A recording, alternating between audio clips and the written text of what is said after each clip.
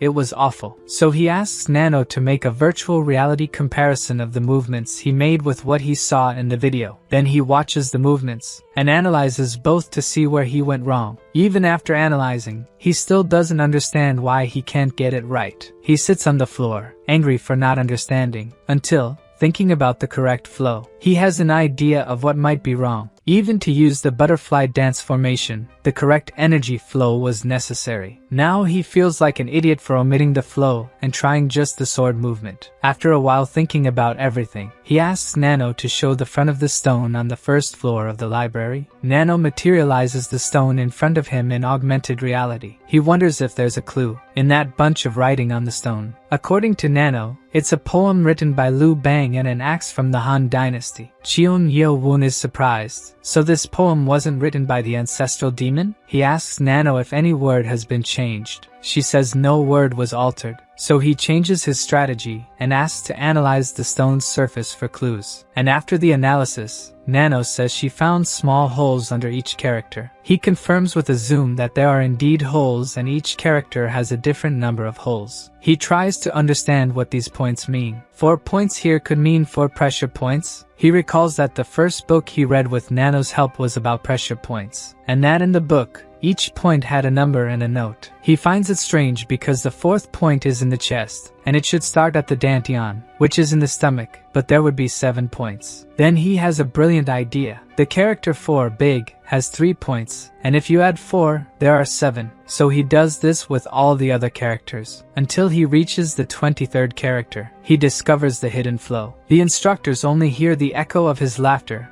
as he shouts that he's a genius. The next morning in the academy courtyard, the protagonist is already thinking about going to the basement to try the absolute technique now that he knows the correct flow. He turns around when called by someone. The colleague introduces himself as Yumpa, cadet number 200, and asks if he accepts the challenge of a duel. The MC says there's nothing to gain from this, and since it's not a test, he doesn't want to waste time dueling with strangers. Then the cadet apologizes for being selfish, and says that if the protagonist beats him, he'll give information about the third test. In the forest area, the two are preparing to start the duel. The protagonist asks why he's doing this. The cadet says it's to check the qualifications. The protagonist doesn't quite understand what he meant. The guy says that the technique may not be that impressive, but it is the pride of the lunar energy of the Blade clan. Confident, the protagonist invites him to the fight. Then Yumpa lunges at the MC, who easily dodges the first attack. Yumpa tries again and misses, no matter how much he keeps attacking. To Cheon Yeo Woon,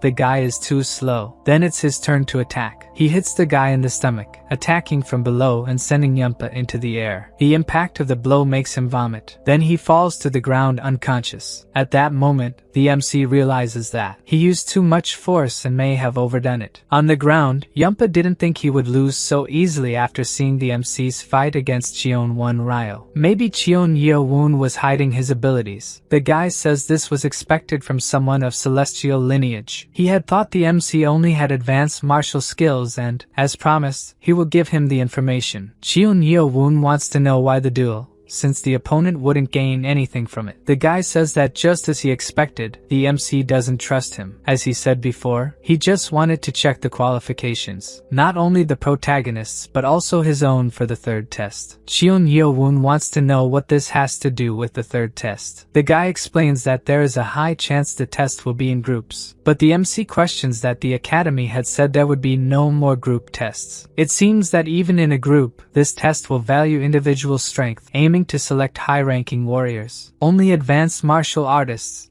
and at least 30 years of internal energy can become high-ranking warriors. According to Cheon Yeo Woon, only 20% of the cadets from the second test are advanced, so to make up for the lack of energy, they will have to obtain a medicinal pellet. The guy agrees. As soon as the pellets are distributed, many cadets will reach this level, and there's the problem, which is the advanced martial art. On the second floor of the library, there were only intermediate arts books, so many will fail. Thus in the test, they must earn a secret advanced arts book. But it seems that's not all. The guy agrees it would be easy if that were all. About 80% of the cadets would pass. According to his father, the book should have the 7 demon sword techniques, a part of the formations that high-ranking warriors use. Cheon Yeo Woon asks about these demon sword formations, remembering hearing about them. His servant told him they were created by the greatest swordsmen of the time, the sword demons, an art created to combat the 18th and 108th formation of Sorim disciples, but among them, the 7 techniques stood out. Depending on the number of people using the technique together, they become a specific formation. The MC thinks that an advanced artist can defeat the 12th and 36th formation, but only a grandmaster can defeat the 108th formation. Yumpa says his father formed a group of 12 people to learn the 7 techniques. The principle behind the demon sword formation is this: mastering techniques is not enough, since making the formation is quite difficult. The MC asks if this is the reason for wanting to test him in a duel, and it was exactly for that reason. He couldn't judge just by the technique. He wanted to confirm Cheon Yeo Woon's abilities to see if he would invite him to the test, and the MC asks about the invitation. Then the guy remembers to say that they expect the cadets to lead the third test from learning the arts. He heard that the leaders were decided by the results of the second test. Cheon Yeo Woon inquires if the leaders will choose the members. According to Yumpa, yes, but the cadet can refuse. He supposes the third test is more for the 6 main clans and young masters than for ordinary cadets. In other words, it's another part of the air battle, who will be disqualified if they don't gather men and master formation techniques. Even if cadets can refuse a group, they usually depend on the leaders to pass the test. That's why Yumpa invited him. The guy says this is just the beginning. It's normal to want a skilled leader for the test. Then he says that the reward Cheon Yeo Woon Woon will get is himself, not that the MC had asked for it. He asks if it's possible that he won't be chosen as a leader, but Yunpa is confident that he will be. Realizing that the guy has enough ability to be a leader, something is off, so he decides to use that, asking why he was chosen if there are other heirs and leaders who passed the second test. Thus, Yunpa reveals that he has already been rejected by the young masters of the Black and Sword clans, which means the MC was his last option. To help, the guy says they both share the path of the sword. Cheon Yeo Woon inquires if that's really the case. The cadet makes it clear that he's not asking to be his subordinate, he just wants help to pass the third test. With all humility, he asks Cheon Yeo Woon to accept him. Thus, the MC smiles at the guy, making him excited to get help. As soon as he kneels to thank him, the MC says he refuses. The guy looks at him shocked, but without any mercy, the protagonist remains firm in rejecting him. A little later, we see Cheon Yeo Woon running through the forest. He asks Nano for the results of the facial analysis. Even if not detecting lies, perfectly activated it when he found something strange. There was a 45% chance that Yunpa was lying when he said the other young masters had already formed groups. The chance increased to 62% when he said he was just asking for help to pass the third test. The MC was keeping a safe distance from him, and remembers the guy smiling when he said they both were on the path of the sword. He must think the MC is an idiot to say he went to the Black clan and the Sword clan, without mentioning the Blade clan. We see Yunpa talking to another guy about the MC's refusal. Cheon Yeo starts laughing while Yunpa is still talking about the refusal. He thinks the MC must be interesting, certain that Cheon Yeo Woon would not fall for that lie. Yunpa says their plan failed, but according to his leader, there's nothing to be done. It would have been good if they could have gotten Yunpa to leave the group and disqualify him on the day of the test. If he weren't a rival in the battle, he would want to recruit him. His servant falls to his knees, asking for another chance. He still has other plans he can use, but Cheon Yeo says there's no need. It's better he finds a group while he can, or even becomes the leader of one. Yunpa is taken aback upon hearing this. He thought he would stay in the master's group, but the prince says he has other guys to choose from. Before leaving, he calls for Yuma, who is still kneeling, saying he has no use for someone useless like him, a trash, completely shocking the cadet, who leaves wiping away tears after being discarded. Cheon Yeo didn't remember the MC being so strong. It left him perplexed, but only time will tell if it's really skill or luck. We see the closed training room. The MC is thinking about getting 11 prodigies. Even if the academy hasn't said anything yet,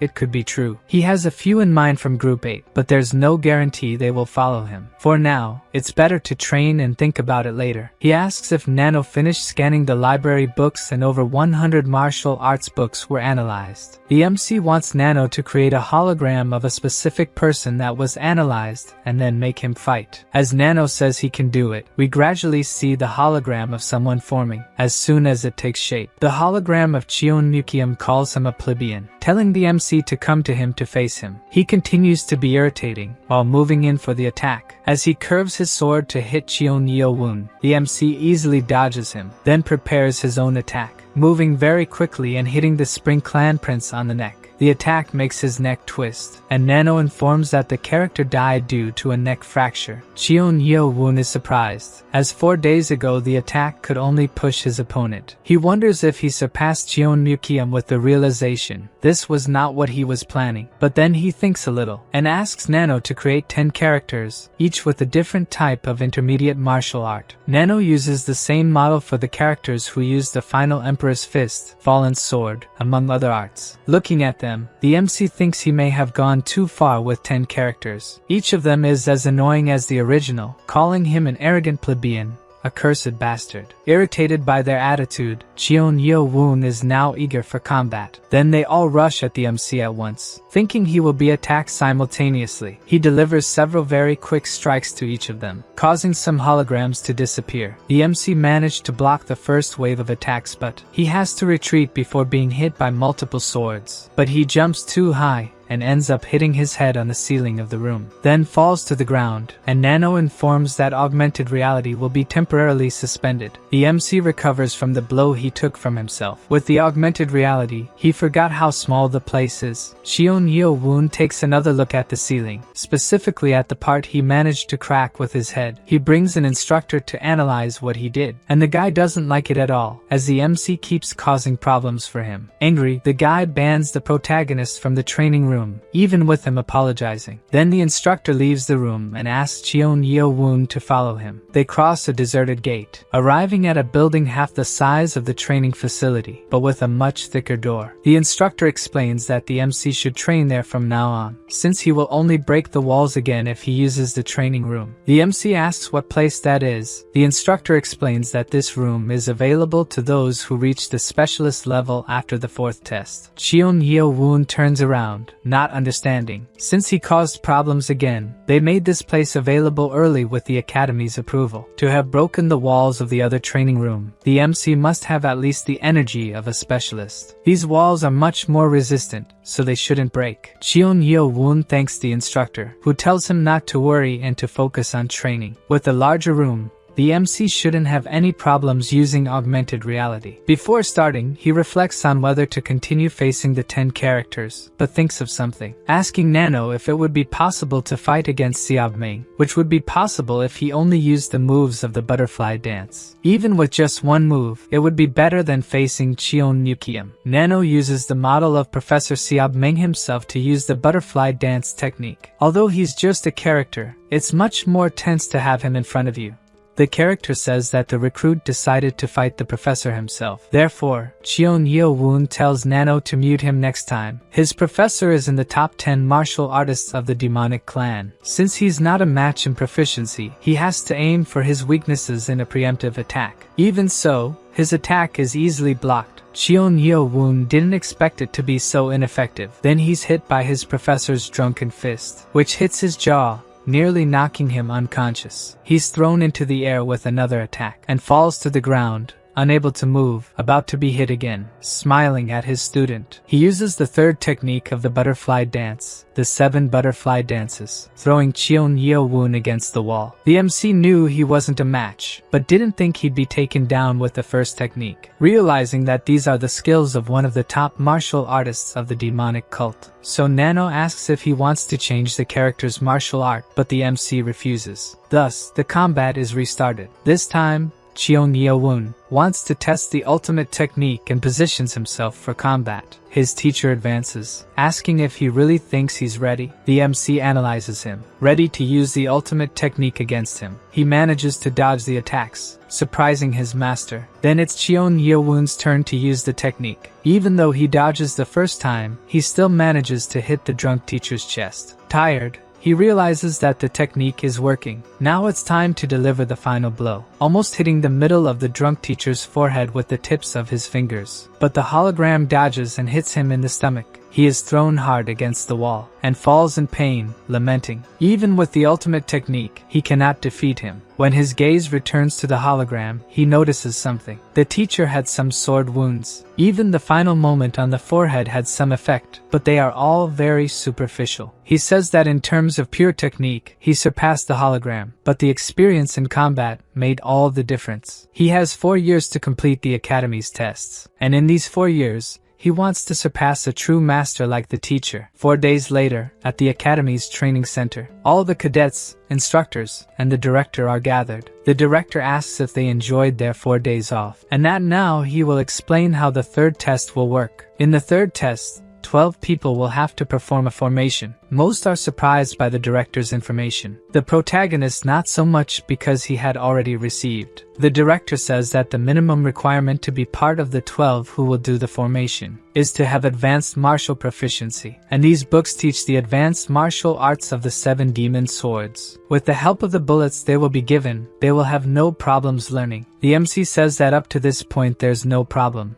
But the director says that the 3rd test will happen in 7 days, and that each group will have to defeat an instructor who is in front of them now. The director says it's simple, but the students are perplexed as to how this can be simple. The instructors are specialists, and some may even have master-level proficiency. The protagonist is calm. Everything Yumpa said is going according to plan. Now they just need to announce the group leaders. The director says that's basically it. Now they just need to gather members and learn the formation, and that they will be dismissed right after he explains the leader selection process. The protagonist is surprised. The information Yumpa had was that they would select the leaders by levels. The director asks if the students see the yellow badge on the instructors' chests, and that the students who manage to take one will be the leaders. The students now think that everyone will fail. The protagonist says that even in the scenario where all the badges are taken, there are 207 people, and even with 17 groups of 12, 3 people would still be expelled. The director says that the instructors will not use their special techniques, only the techniques of the 7 demon swords. Cheon Yeo Woon reflects that even using only the demon sword technique, they have only 7 days to learn the technique, be good enough to counter it, and still defeat the instructor. The director notices that everyone is terrified and decides to scare them a little more. He asks if any student wants to challenge an instructor right now. After a brief silence, the director is disappointed, thinking at least one would accept. But as he is about to dismiss them, someone raises a hand. And to the director's surprise, not just one, but 3 people raise their hands. They are the leader of Group 1 and candidate for Vice Lord of the Black Clan, Cheon Yeo, leader of Group 8, our protagonist, and the leader of Group 12, Baekji, the only leader who defeated a candidate, who was Cheon Jangsum,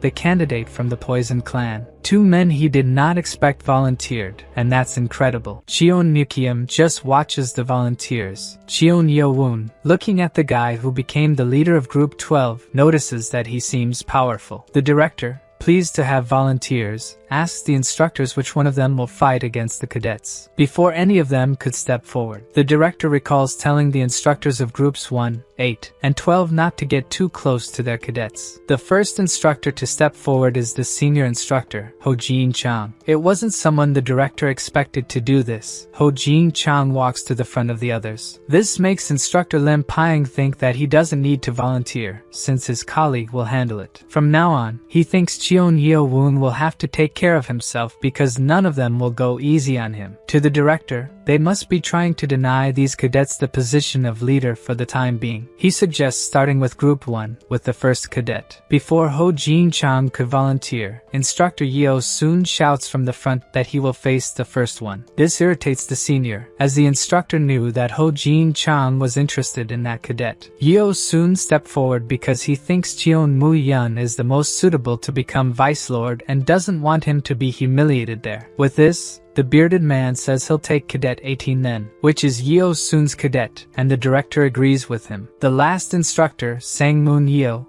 is in charge of dealing with the MC, who he wanted from the beginning, so we see the first pair to fight approaching. Instructor Yeo Soon and the cadet greet each other before starting. Meanwhile, Cheon Yeo Woon asks Nano to analyze every detail of what happens. Finally, the director orders the combat to begin. The cadet advances at an impressive speed and uses the cloud palm flow technique. The instructor recognizes the technique, which is one of the top 3 palm arts in the main lineage, one of their specialties. It's a pity he can't use his poisonous arts in the duel, so he attacks with the 5th demon sword. The MC, who is just watching, feels that these moves are familiar to him. The cadet is not fazed by the technique, continuing his palm attack, which surprises the instructor. Excited by the fight, Yeo soon realizes that the cadet is a martial specialist in these attacks. Then the cadet notices that the instructor's attacks have changed. Yeo soon uses the 2nd demon sword to attack, knowing he can't treat the young man like an ordinary cadet. The cadet can hardly believe that his highest level technique is being blocked by the instructor's advanced art. The MC is shocked that the moves are the same as those he saw in the Sapphire, the difference being that there are 12, half of the 24 destructive sword techniques, even without being sure because it was the demon sword that left those sword marks. Meanwhile, the duel continues. The cadet is doing his best to match Yeo Soon, concluding that the instructor is also a specialist specialist, but a bit more skilled. As he can block his techniques, he must have much more combat experience. If he doesn't get close soon, he will be at even more of a disadvantage. There's no other way. Yeo soon notices that the cadet's form has changed. He must be planning to end the fight with his best attack, so the instructor gathers all his energy to block it. The cadet advances to attack, preparing his palm technique, and the instructor is already preparing to block the technique. Suddenly, the cadet changes the direction of the attack. Yeo soon realizes that now his left hand is going to attack. This time, his block doesn't work as well. Even though the moves are the same, when reversed, they are harder to block. As he tries to stop the left hand, the cadet quickly dodges and prepares a new attack. For the first time, Yeo soon can't block it and is hit. The impact of the attack knocks him onto his back, while the cadet looks at him with a serious expression. Seeing this, all the cadets around are impressed, excitedly commenting that the guy defeated an instructor and that this cadet will be the next Vice Lord. The director remembers that only the leader of the Black Clan had been able to use the technique. The boy in front of him is a genius. Yeo soon pulls off the yellow badge from his chest, saying that the cadet managed to become a group leader in the third test, and the cadet thanks him. To the MC, who continues observing, something seems strange in the way they spoke. Can a person only take one badge? Then it's his turn to face an instructor. The best thing is to focus on this fight that will decide his future. He needs to prove himself to everyone. The instructor is impressed with him. Instead of being nervous about facing him, he is confident. Honestly, Sang Moon Yeo thought the young man wouldn't pass the first test, but now is the time to put an end to the MC's luck, as he intends to crush him in front of everyone. Cheon Yeo Woon prepares to start. The instructor recognizes that the MC is going to use the butterfly dance and lets him begin. The young man knows that even with specialist proficiency, he still lacks the internal energy of one. Letting him start is proof that he is being underestimated. Using the 10 stars defensive technique, he wants to finish it in just one attack. This catches Sang Moon Yeo by surprise. As soon as the MC raises his hand to attack, the instructor can hardly believe his speed and can barely dodge Cheon Yeo Woon's attack, being forced to retreat. While the MC's rapid attacks continue, Sang Moon Yeo finally stops just dodging. He notices that the MC has good internal energy, but his external energy is too powerful. Cheon Yeo Woon won't have an easy victory, even though he is being humiliated. Sang Moon Yeo stops the MC's attack, making the protagonist retreat. The instructor knows he still doesn't have the energy of a specialist and asks if he thinks he can escape, preparing to attack with the 4th and 6th demon swords. The MC can see even without Nano's help that this guy's techniques are unstable compared to the techniques from the Sapphire. It's too easy. As Cheon Yeo Woon approaches, the instructor thinks he's a fool for doing so, thinking that now he will easily finish him off. But instead, the one delivering a powerful attack is the MC, leaving everyone watching shocked. Even the director can't believe the MC nullified the Demon Sword's technique with basic butterfly dance movements. Now Sang Moon Yeo is enraged for being pushed back by a brat's techniques, who decides to knock out the MC with the 10 stars defensive technique, creating an internal injury in him. The director immediately notices his intention to use a lethal technique. The guy is crazy. Cheon Yeo Woon tries to block the instructor's attack, but the energy being forced into him injures his internal organs. He starts calling for Nano to help him, which quickly begins regenerating the injured organs. With regeneration activated, the MC begins attacking the instructor, who wonders why. How can he be doing this, even receiving internal injuries? Panicking, not understanding why the MC hasn't fallen with his attacks, he curses in anger, thinking he just needs to hold on with his energy armor. But the next attack hits his ribs, breaking them, making him vomit from the impact.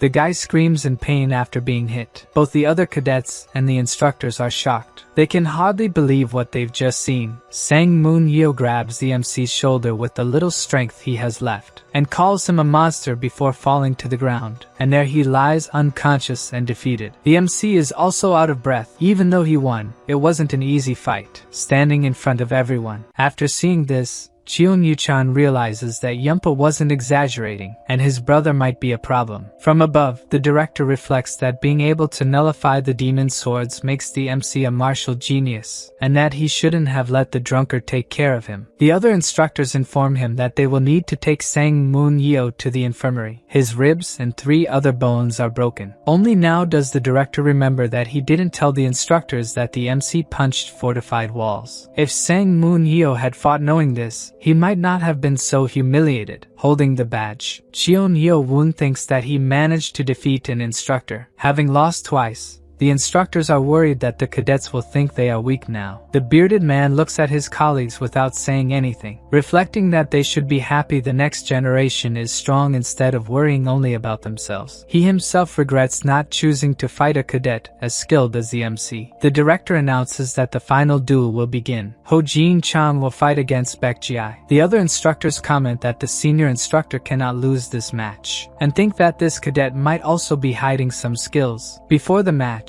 Baek Ji-ai asks the instructor to grace him with his teachings. Finding him humble, Ho Jin-chang tells him to do his best. Then the two prepare to begin. At first glance, the elder doesn't seem weak. He gives a serious look with a strong presence, making the cadet wonder if this is the same person who was smiling a few moments ago. Not wanting to have regrets, he charges into the fight, leaping towards the elder. The MC only analyzes the techniques, thinking he'll gain an interesting character to fight. Returning to Baek Ji-ai's fight with Ho Jin-chang, the elder seems to see through the attack, and easily dodges the kicks. The cadet notices he did this just by moving his torso, and tries to attack again. The instructor quickly notices an opening in his back foot. Baek Ji-ai knows the instructor will attack that opening, and barely manages to dodge, spinning in the air above the elder, who wasn't expecting this, but won't underestimate the cadet's techniques, who spins to deliver another kick. Even hitting, it doesn't seem the attack was successful. The other cadets say the attack connected. Then we see the cadet's foot has been pierced by Ho Jin-chang's keyblade. The attack throws the young man back. The young man, with his injured foot on the ground,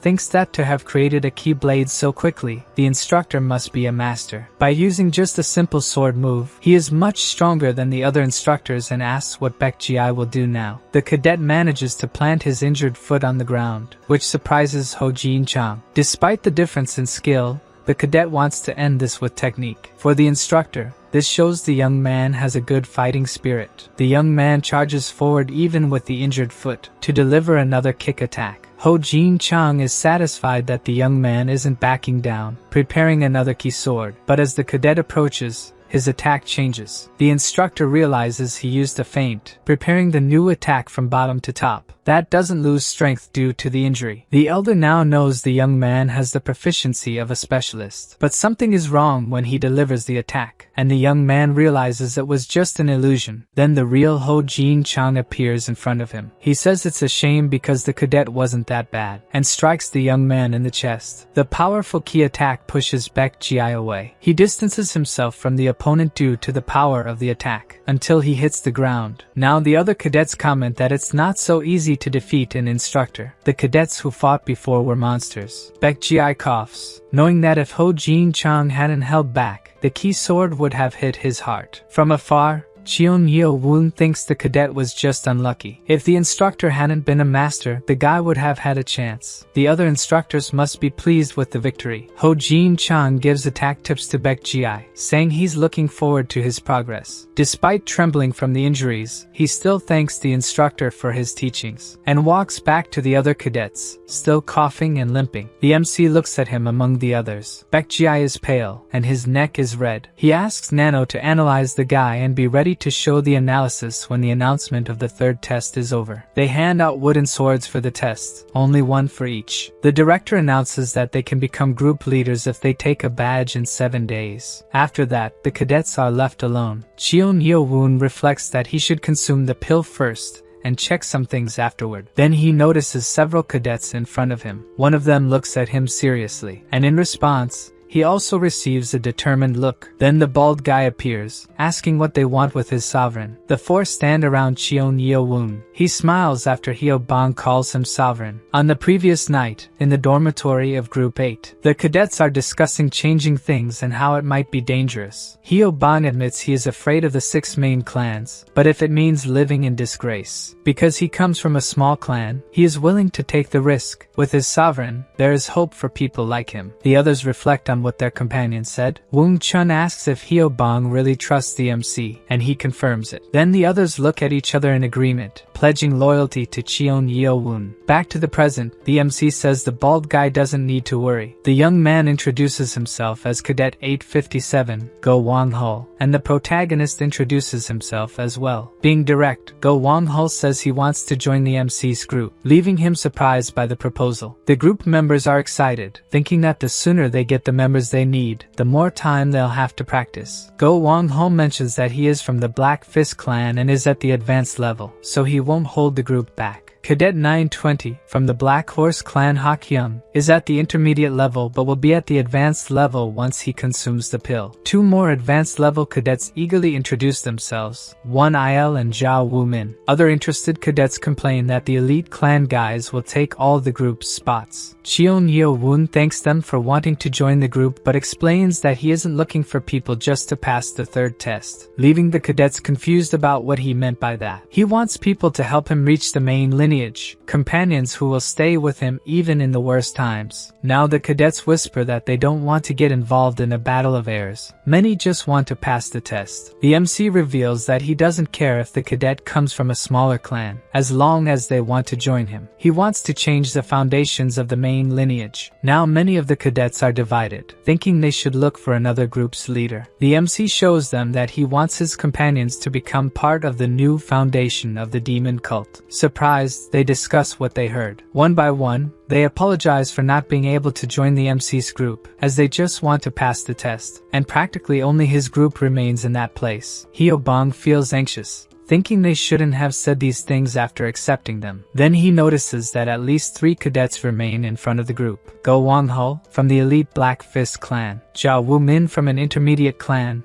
the Golden Portal, and another from a mid-sized clan, Oh Jiang from the Treasure Sword clan. Go Wang Ho says the MC is different from the other candidates, and the journey he described could lead to their deaths. Being honest, he also wants to give up, which doesn't surprise the MC, as being from an elite clan, the guy could go after a better candidate. Cadet 857 also wants power and glory. After hearing about Cheon Yeo Woon's ambition, he wanted to approach him. Then the cadet kneels, and pledges loyalty to Master Cheon Yeo Woon. He asks to be used as his first sword, one of the future 6 swords of Cheon Yeo Woon's Demon King. Following his example, the other 2 also kneel. Zhao Wumin from the Golden Portal clan and Oh Jiang from the Treasure Sword clan also pledge loyalty to the MC. After a moment of surprise, Cheon Yeo Woon smiles and thanks the new companions who joined him. The bald guy, feeling jealous, says the newcomer can be the first sword, but he is the first subordinate of the sovereign. At the entrance of the training center, the MC asks the group to absorb the pills and memorize the text of the 7 swords. From the next day, they will train together, and he will analyze their movements and techniques. The group gets excited, thinking they chose the right sovereign who takes good care of them. In the MC's mind, all he has to do is beat them until they learn, just as the drunk teacher did. So they agree to meet later after consuming the pills. Before Cheon Yeo Woon heads to the training room, Cadet 857 calls out to him. He says it might be a silly concern, but the MC should always be accompanied by a subordinate, and is worried about how they were told to take the badges from the instructors. This makes the MC reflect that since the director said they had to take a badge to become a leader, it might not be just the instructors. The cadet continues, saying that since the MC has fewer men compared to Cadet 1, he might be a target. He says he will train in the room next to the sovereign, but Cheon Yeo Woon explains that he can't train there. When he shows where he trains, Cadet 857 is shocked, as only specialists can train there. This makes him think that the sovereign is incredible, and wants to do his best to train in the same place as him. A bit later, in the training room. The MC is testing his techniques. Now that he has become a specialist, he has surpassed 60 years of ki. If he uses the technique on a blade, he can create a ki weapon. He thanks Nano for helping him get there. And Nano, not modest, says he is there because of him. Then Cheon Yeo Woon asks Nano to show the video of Baek Ji-ai's fight. Nano activates augmented reality to show him. The MC asks to pause when Baek Ji-ai is on the ground, and zoom in on the cadet. He can see a little better the moment Baek Ji-ai spits, but he still wants to see a bit more of his face and neck. This time, he can see the marks on his neck better, the very red eyes and the red spots on the neck. He is certain of what it is. The next day, we see a fight between a cadet and an instructor. Instructor Hong Du-wai judges that the young man has surpassed the skills of a cadet. He is a specialist, just like him, and he knows he can't defeat him with the 7 demon swords, even if it doesn't completely nullify his movements. But he gains an advantage in the blind spots of the technique. He wasn't convinced of the guy's skill. To analyze the 7 swords in such a short time, he is a genius.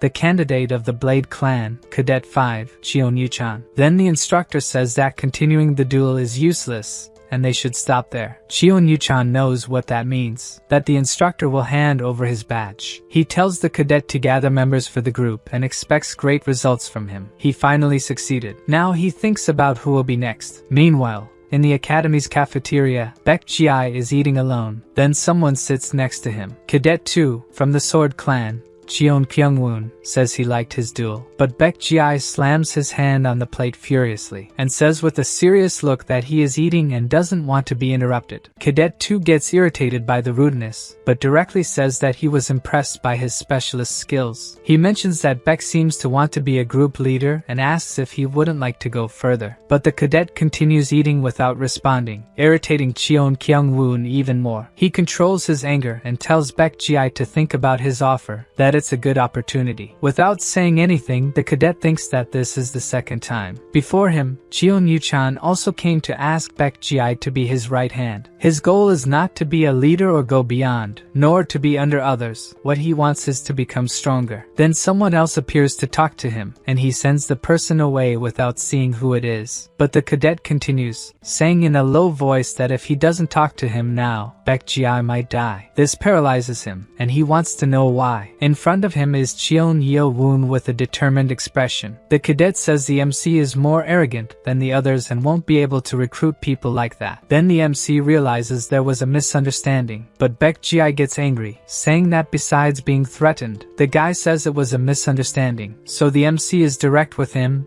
and reveals that the cadet has been poisoned. He doesn't know what Cheon Yeo Woon is talking about, but the MC says he observed during the duel that the cadet was pale and had red spots on his neck. The cadet can't believe it. He was careful with Cheon Jong-sum since joining Group 12. Why tell him this? Even if he was poisoned, it wouldn't be Cheon Yeo Woon's problem. After a moment of silence, he apologizes for misunderstanding. But if he was poisoned, he would have noticed it during key meditation, and the MC asks if he feels well even during meditation. Despite it seeming like food poisoning, the MC knows if it would be noticeable during key meditation. Conveniently, he sees Dr. Baek passing by, and calls the doctor, who is setting his meal. The doctor asks how he is since they haven't seen each other for a while. The doctor comments that he didn't want to eat alone, and the MC asks him to examine Baek Ji-ai, as he thinks he was poisoned. This takes the doctor by surprise. Then we see the academy's infirmary. The doctor asks him to inhale some smoke through his mouth. Baek Ji-ai is confused, and the doctor asks him to just breathe deeply. As the cadet starts doing this, the scent of the incense paralyzes him. Then he starts coughing violently. As he coughs, the red spots on his neck become evident. Then the doctor confirms that he was indeed poisoned through food. Baek Ji-ai doesn't understand how this happened, as he was fine during meditation and eats alone. Then the doctor explains that this poison doesn't flow through the veins. The effects appear when it accumulates in the lungs and stomach. The substance can be used in food or as a powder that can be inhaled while sleeping. In small doses, it's hard to notice the inhalation, and he asks if the cadet shares a dormitory with any user of poison. On the first night at the academy, in the dormitories of Group 12, Baek Ji-ai fought with Cheon Jong-sum from the Poison Clan, and was threatened that he would no longer be safe. At the time, he didn't care about it, saying that at the academy strength was everything, and after winning, he became the leader of Group 12. From the ground, Cheon Jong-sum told him to enjoy the victory while he could, threatening that the poison clan grows stronger over time. Angry at the memory, Baek Ji-ai is sure he was poisoned by that guy. Since he discovered it early, he will be fine if he takes the antidote for 7 days, and the MC asks if he's really okay. Since he was hit in the chest during the duel, the symptoms worsened due to the lung stimulation.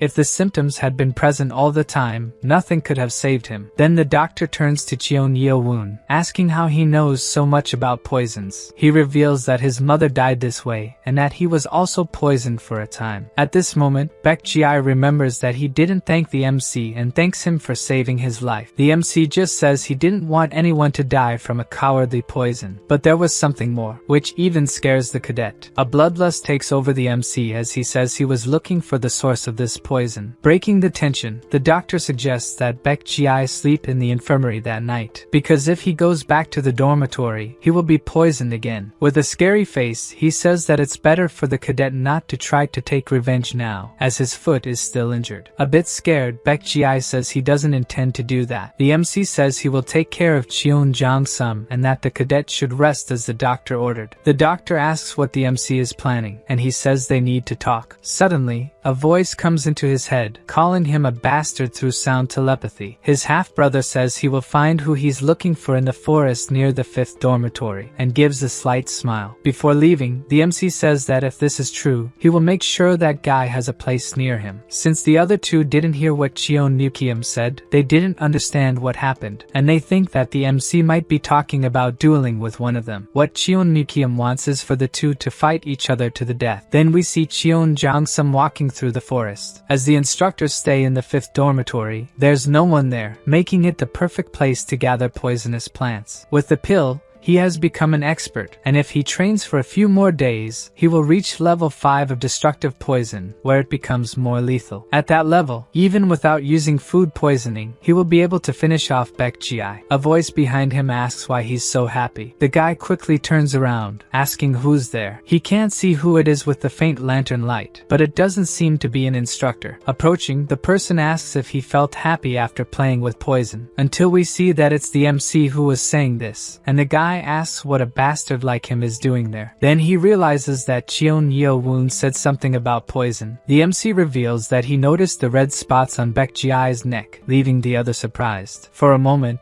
Jong-sum says nothing. Then he starts laughing, saying it's true. That's how he found out about Baek Ji-ai's poisoning then. When he was about to say that the MC's mother suffered the same poisoning, he gets a strong punch in the face, which he has no chance of blocking. It's clear that the MC was filled with rage when he attacked, distorting the cadet's face, who is thrown by the punch. The force of the blow is such that he spins and injures himself even more, until his body finally approaches something that can stop him, when he hits a rock wall very hard. At that moment, the guy is already almost unconscious. We heard his howl of pain echo through the forest. He's on the ground, trembling and groaning in pain, trying to understand what just happened. But the MC appears, telling him not to be a wimp, since they've just begun. Cadet 4 thinks the MC is trying to kill him, but that would break the academy rules, so he must be bluffing, and at that moment he realizes he can't move his body. The MC says he did something he shouldn't have and asks if he knows what he did. The guy remains immobile. He's in panic because his body isn't responding. Then the MC gets closer to him, about to throw another punch because Cadet 4 insulted his mother. At that moment, Cheon Young-sum's body moves, and he rises,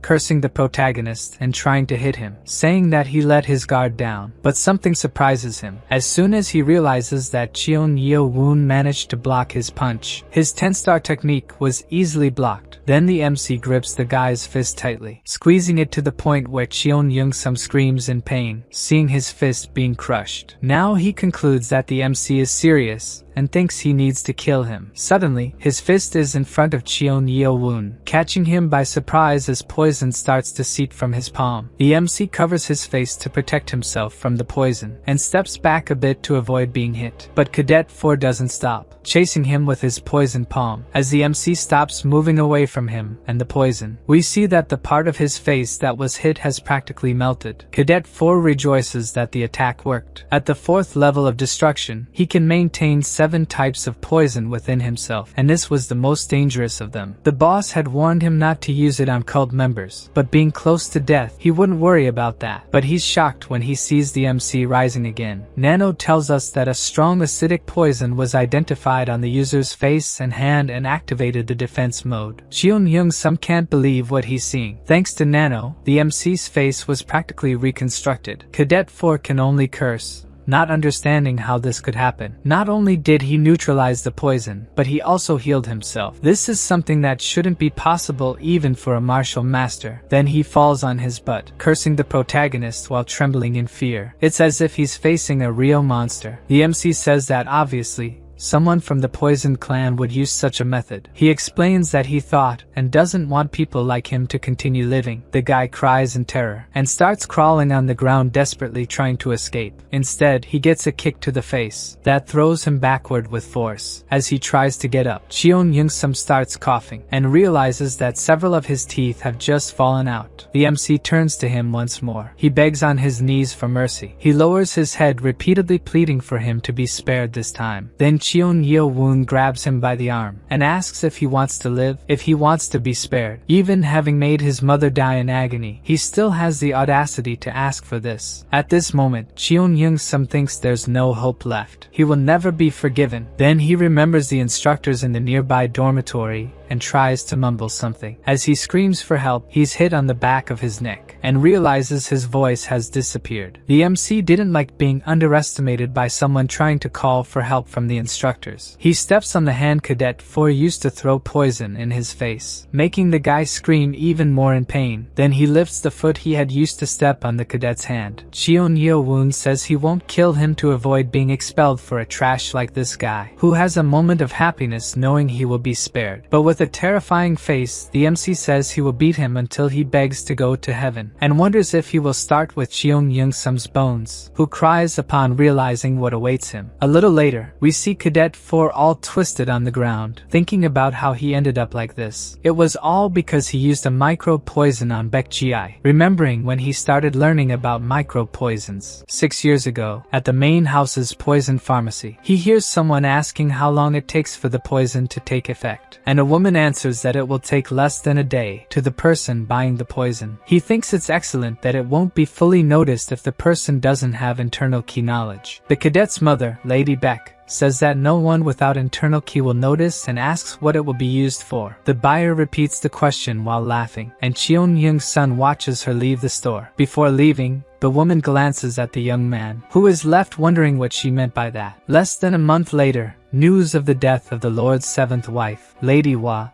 spread, and his mother, who hated her, was elated. But it was short-lived, as they discovered that the cause of death was a micro-poison, and his father was furious. They were spared his wrath when a doctor said that other clans also used micro-poisons. Hwa's cook committed suicide, and the culprit was never found. The only thing discovered was that his mother had contact with the lady in the veil, but no one knew who she was. His grandfather, who was the clan leader, lost his position on the council, and his father cut ties with the wives of the 6 main clans. His mother told him that if he admitted to giving the poison to the woman, it would be the same as confessing to the murder. This was supposed to be a secret the two would take to the grave, or he would face his father's wrath. Little Sumi heard his mother, somewhat frightened. His mother passed away a few years later due to guilt, and he wanted to tell everyone that it wasn't her fault, but he couldn't. At that moment, he swore he would become the Lord and avenge his mother against the guilty one and her entire clan. Since that dirty woman was the root of the problem, he would end end her offspring with his own hands. Returning to the present, he apologizes to his mother, because no matter how much he trains, he doesn't think he can defeat this crazy monster. The MC says that sooner or later he would use poison against other cadets, so he will destroy his dantian. This terrifies Cheon Yeo Woon even more, and he shakes his head in denial. The MC sees he's resisting even after activating the paralysis key pressure points. Maybe he wants to say something. As soon as he releases the silence key pressure point, Cheon Yeo Woon starts to babble something, and the MC asks Nano to analyze what he's saying. According to Nano, the guy said it wasn't the Poison clan that killed his mother. He wants to know more, and the cadet reveals it was one of the ladies from the other 5 clans, the true culprit. So he begs to spare his dantian,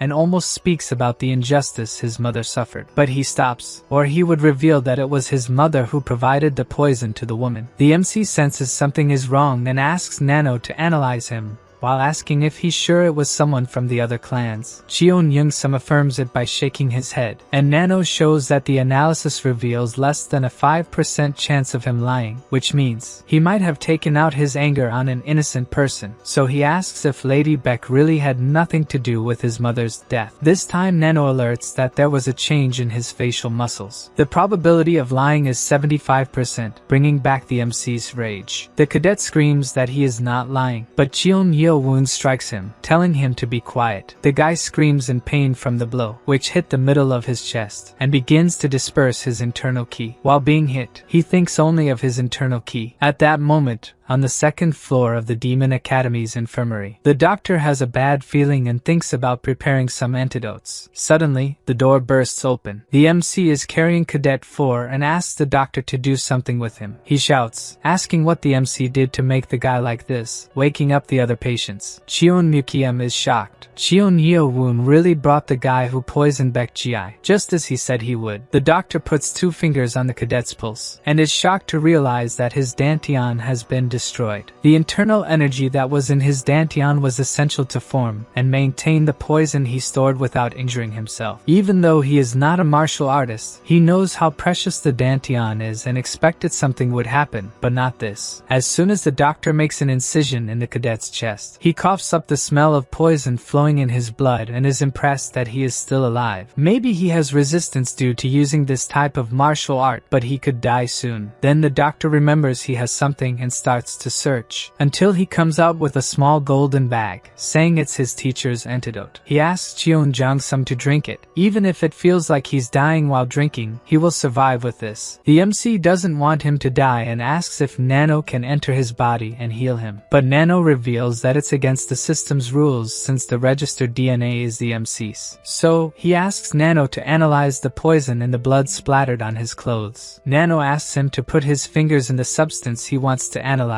Once he does, Nano says there are 7 different types of toxins mixed together causing a new toxic effect, and the MC wants to know which medicines he can combine to create an antidote. Nano creates an augmented reality and starts listing various medicines that can be used. The doctor has just finished his work, saying he prevented the poison from spreading with acupuncture and the antidote. Then a smell reaches him. He realizes it's the scent of medicinal herbs cooking. He approaches Cheon Yeo Woon, asking what he is doing, and the young man says he's making an antidote to resolve the situation. The doctor thinks he's crazy, wondering how he could make an antidote. He looks at the detoxifying herbs the MC used, knowing they can be poisonous if used incorrectly. But the combination he made is perfect, and wonders if the MC studied medicine. The doctor says he made a good remedy but needs to know the poisons beforehand, so the MC describes all of them, leaving the doctor perplexed that he could know this. The MC asks that at least this time, Dr. Beck trust him. A little later, we see Dr. Beck administering some of the new antidote to Cadet 4. From the way he drank, he must want to live, and all they can do now is prevent the poison from spreading with acupuncture. Even though the MC made a good combination of ingredients, the doctor asks him not to be reckless again. To him, it was excessive that Cheon Yeo Woon destroyed the cadet's dantian. What will he do since the academy director and the Poison clan will not tolerate this? The MC thanks him for his concern and knows he will have to resolve the mess he caused. With that, Dr. Beck falls silent. He thinks the MC is still young and reckless,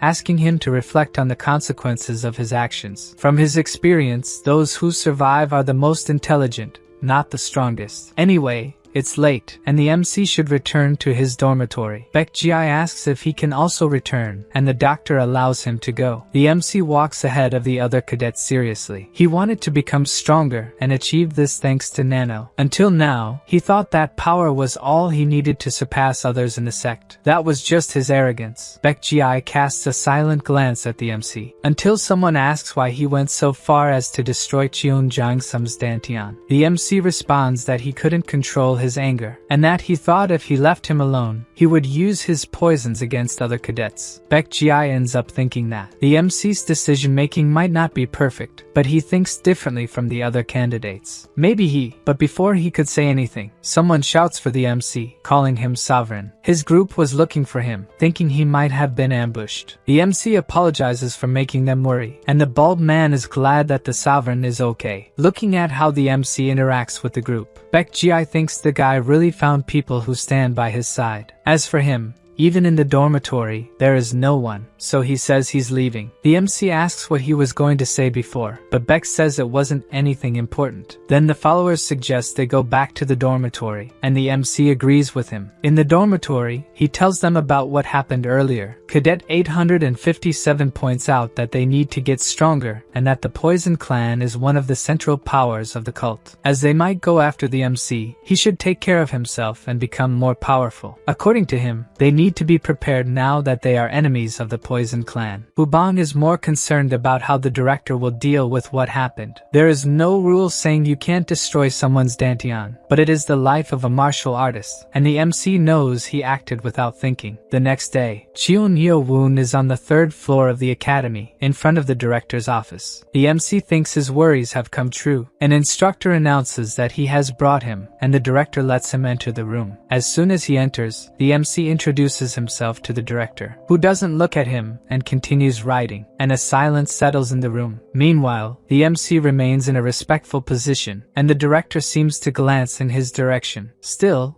not a single word is exchanged between them, until the director finally stops writing. He says he had to write a report because of the MC, so it's better he doesn't feel sad for not being greeted. He orders the young man to sit down. The MC obeys and sits without saying anything. The director pulls up a chair, saying they will deal with public matters first, and he will speak as the director. The MC wonders what he meant by speaking as the director. He explains that destroying the dantian is a stupid act. It had never happened before, and if they ignore it, another idiot might repeat it. Seriously calling the name of Cheon Yeo Woon, he orders the cadet to abandon his yellow badge and spend 5 days in solitary confinement in the detention center. The director's order leaves the MC surprised. He then asks if he won't be expelled, but the director doesn't even seem to have considered it. According to him, that would only happen if he failed one of the tests or killed another cadet outside of a duel or test. With that, Cheon Yeo Woon feels relieved since he was expecting the worst, expulsion, but the director tells him not to get too excited. The MC realizes that giving up the badge means losing his position as leader, and since he will spend 5 days in solitary confinement, he will have only 1 day left to get another one. He wonders if there will still be any instructors with a badge by then. We see in the director's thoughts that the MC should have been locked up for 7 days, but he's giving him an opportunity by reducing it to just 5. Then the director rests his arms on the table. A powerful aura begins to emanate from him, leaving Cheon Yeo Woon in shock. The aura is so powerful that he cannot even gauge the director's strength with his abilities. The director suggests they discuss the MC's foolish act, but not as director and cadet, rather as a veteran of the cult. He blocked all sound with his aura, as he doesn't want to be overheard by anyone, and he says something to Cheon Yeo Woon. The director reveals that he had high expectations of him, but the MC did something no one would do, and that disappointed him. The cadet apologizes, but that's not enough. The director wants him to know how to clean up the mess he made, leaving the MC confused about what he meant. The director explains that the MC attacked someone and destroyed their dantian out of revenge, and out of fear of letting them die, took them to the infirmary, yelling that if the MC is going to do something, he should do it right, that he's an idiot for leaving someone alive who could seek revenge. All Cheon Yeo Woon has done is put a target on his back. He needs to think at least least 3 steps ahead. The MC understands that, unlike Dr. Beck who scolded him, the director is explaining how impulsive he was. Then the director asks why he joined the academy. With a serious look, the young man replies that he wants to become stronger than anyone else. The director inquires if anger and revenge are what motivate him to become stronger. Above all, he is a candidate for the heir, so he asks if he really wants to let anger and revenge control his decisions until he achieves his goal. If he can't control his emotions, he'll end up being destroyed by them. The MC says he thinks he understands the director's point. The director doesn't like uncertainty and believes that the MC and his group will be lucky if they don't meet a tragic end because of his impulsiveness. If Cheon Yeo Woon truly wants to be the future of the cult, he must have a fiery blood but a cool head, or he'll be crushed before he can even seek revenge. The MC knows the director is right. He only thought about revenge, but what will he do after that? Revenge must be a part of his journey, not the destination, and he needs to be more rational. The director gives him a silent look, thinking that the MC isn't so stupid that he can't think. If Cheon Yeo Woon understands himself and what he wants, the greatest monster in the cult's history could emerge, and that will be thanks to him, not the drunken teacher. Then he begins to dissipate his aura from the room, and the MC places the badge on the table. Respectfully, he thanks the director and says he will follow his advice. Immediately after leaving the room, the instructors are ordered to take the MC to detention. He asks for a moment before being taken, but the director refuses. The MC wants to explain what happened to his group, but the director reveals that his punishment will be announced publicly, and emphasizes that they are former group members since they are all just regular cadets now. The MC knows that he did this to teach him how foolish his actions were. The next morning, a plaque explaining what happened was put up for everyone to read. That Cadet 4's Dantian was destroyed and the MC will be punished with 5 days in detention, which should serve as a warning to other cadets. The cadets comment that the MC is crazy and might end up getting killed before he even graduates. Then the laughter of another cadet draws attention. Cheon Yeo-chan laughs uncontrollably, thinking that his half-brother must have gone insane to destroy someone's Dantian. The guy can't stop laughing at the whole situation. Then he catches his breath, stopping his laughter. He had been worried about having a powerful rival, but since he was removed, he won't have that problem anymore. Cheon Kyung-woon also thinks it was lucky this happened. Meanwhile, Cheon Moo-yeon remains silent about it. A little later, the MC's group gathers in the forest. Just as Go Won-hul expected, everyone is shocked, but he knows they have bigger concerns. When their sovereign returns, he will have only 1 day left, and perhaps it's better to take the badge from another group. Then someone grabs their attention. Unexpectedly, Baek Ji went to meet them. So the next day,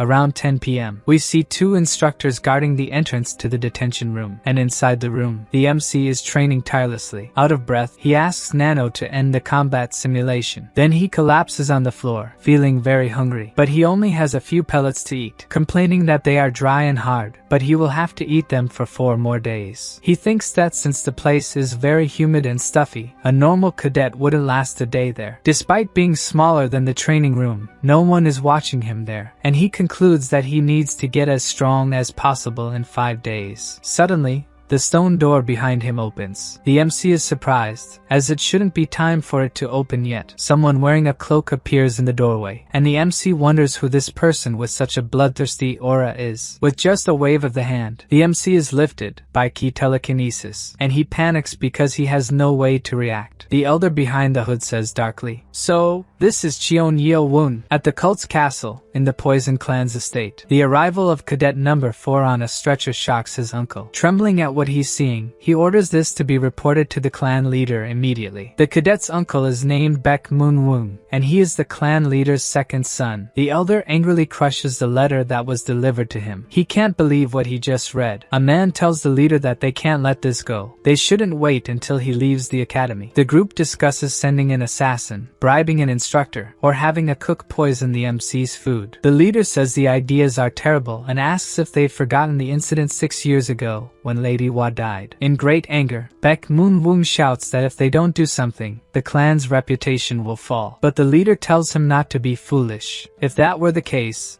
the Sound clan would have acted too. Beko says that since the incident, the Lord has been trying to weaken the 6 clans, and killing a student at the academy would give him an excuse to do so. Trembling with rage, Baek Moon-woong asks if they will have to wait until Cheon Yeo Woon leaves the academy. Then, the clan leader asserts that they should, but that he will personally meet with the academy director. Then we return to the MC being lifted by the clan leader using telekinesis. It seems he won't show any mercy to the young man. Despite his 10-star key, the MC isn't able to resist. Baeko's power is much greater than he imagined. He knows that the man intends to kill him, and if he doesn't do something, that's exactly what will happen. So he gathers his strength and manages to move his arm, surprising the elder, who didn't expect that. Baeko notices that the young man is using physical strength instead of internal energy to resist, and wonders how he can have such external strength. The leader thinks there's no other way, and with a wave of his hand, he pulls the MC towards him. Then the leader raises his hand high and firmly grabs the protagonist by the neck. Nano detects the hostility and initiates defense mode, but the MC orders him to stop. The MC knows the elder has a reason for being there and thinks he should be cautious. Retaliating could end up hurting him. Realizing that the MC didn't strike back, Baeko says the MC was able to think quickly, and reveals that he wanted to see the face of the one who hurt his grandson. Only then does the MC realize who he is. The old man before him is the leader of the Poison Clan, and he says the MC should know why he's visiting him. The MC starts to despair and thinks about how to get out of the situation. A little more force could break his neck. Cheon Yeo Woon wonders if he's going to die like this, without even being able to get his revenge. Meanwhile, Baeko sees in the young man's eyes that even at 15 years old, when faced with death, he stares at it rather than lowering his head. Then the old man grabs his staff, saying that the MC really needs a lesson. The powerful ki aura emanating from the weapon strikes the MC and throws him backward, stopping only when he hits the wall of the detention room. The impact makes the MC spit blood, but the old man doesn't stop. He pulls the MC back using telekinesis, thinking that this has taken the arrogance out of the young man's eyes. But the protagonist continues to stare at him without showing fear. The old man knew that the MC had a lot of anger for destroying his grandson's dantian, but he didn't expect it to be this much. And he thinks that Cheon Yeo Woon will become a problem if left like this. The MC asks if the old man is going to break the cult's rules and kill him, but he scoffs at the threat, saying that if he makes the MC's body disappear with acid, no one will find out. Then the young man retorts that if he disappears, his clan will be the prime suspect. Baeko continues to think that if someone as skilled as the MC grows up, they will become an enormous problem. If it weren't for the academy, he would end him right now, and says that hurting his grandson shows that the MC isn't very smart. But since he knows he can't kill him, he makes a promise. The old man promises that as soon as the MC leaves the academy, he will make him feel unimaginable pain, break his bones, and other things, besides destroying his dantian before the end. The MC knows the old man is serious. Baeko looks at the MC with a victorious smile, who is still being controlled by telekinesis. Through telepathy, the old man warns that he will leave a farewell gift for the MC. Then he forces something into his mouth, explaining that this way the young man will be able to find him soon. With no choice, the MC swallows the gift. The old man warns that it's not a fatal poison, but if he says it was given by him, he'll end up dead. Then he uses telekinesis again to throw the MC back, and hurls him against the wall once more. The old man says goodbye, and walks towards the cave's exit, leaving the MC injured and angry inside. As soon as he leaves, the instructors reseal the entrance, and a man in front of him says he thought they had an agreement. In other words, it was the director who allowed the old man to enter there. Baeko says that in his place,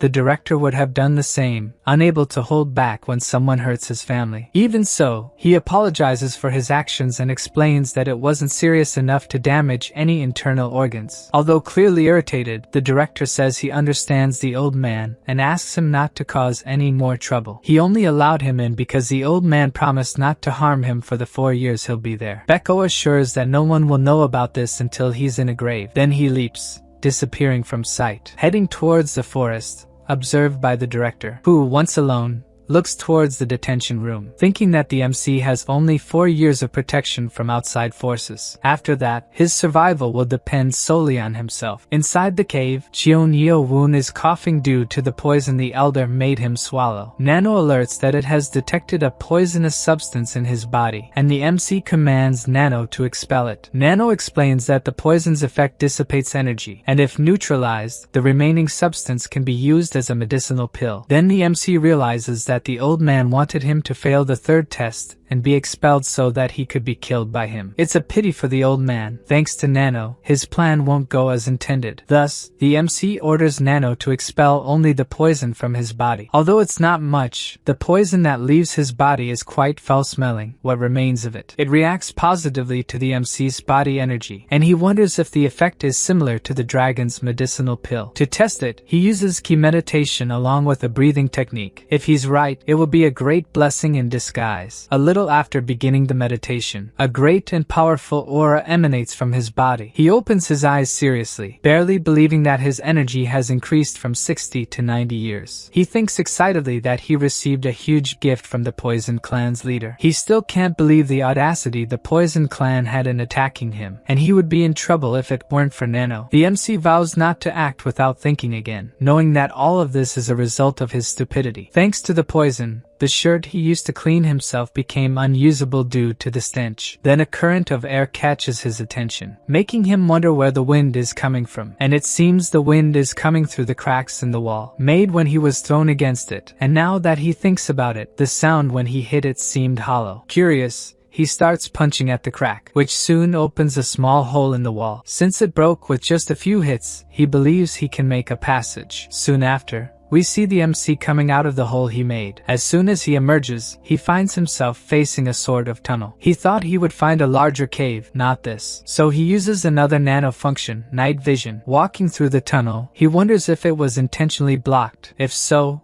there might be something hidden there. Nano alerts him that it detected a faint light at the end of the tunnel, making the MC think they are luminous stones. But it seems that wasn't what awaited him at the end. As it becomes clearer, he asks Nano to deactivate the night vision. As he gets closer to the end of the tunnel, the light becomes increasingly stronger. Then we see that the tunnel's end looked like a door to a massive place. Surprised, the MC questions what kind of place that is. To see better, he jumps inside that place, which appears to be covered by a dome. He had no idea such a place could exist within the detention center. He finds the place where the exit should have been, but since it's no longer used, it was blocked. Then he notices a mark on the ground. It looks like some kind of monolith was dragged, causing the marks. Thinking about the monolith, he recalls having seen one, but it couldn't be the same. So he asks Nano to activate augmented reality and project a 3D model of the monolith from the library's first floor. As requested, the model of the sapphire monolith begins to be recreated. Then he asks Nano to compare the marks on the ground to see if any were made by the monolith. For this, several models of the sapphire piece appear around the place, and Nano determines where the piece must have originally been, confirming what he initially thought. He then asks Nano to do the same with the second floor monolith. Soon after, Nano shows where the other monolith used to be, leaving the MC satisfied to see where the pieces were originally located. He wonders why the monoliths were separated by floors and questions what that central stone pillar is. Then something catches his attention as he walks around the pillar, where it is written, Heavenly Demon Sword Art. Cheon Yeo Woon reads the inscription incredulously.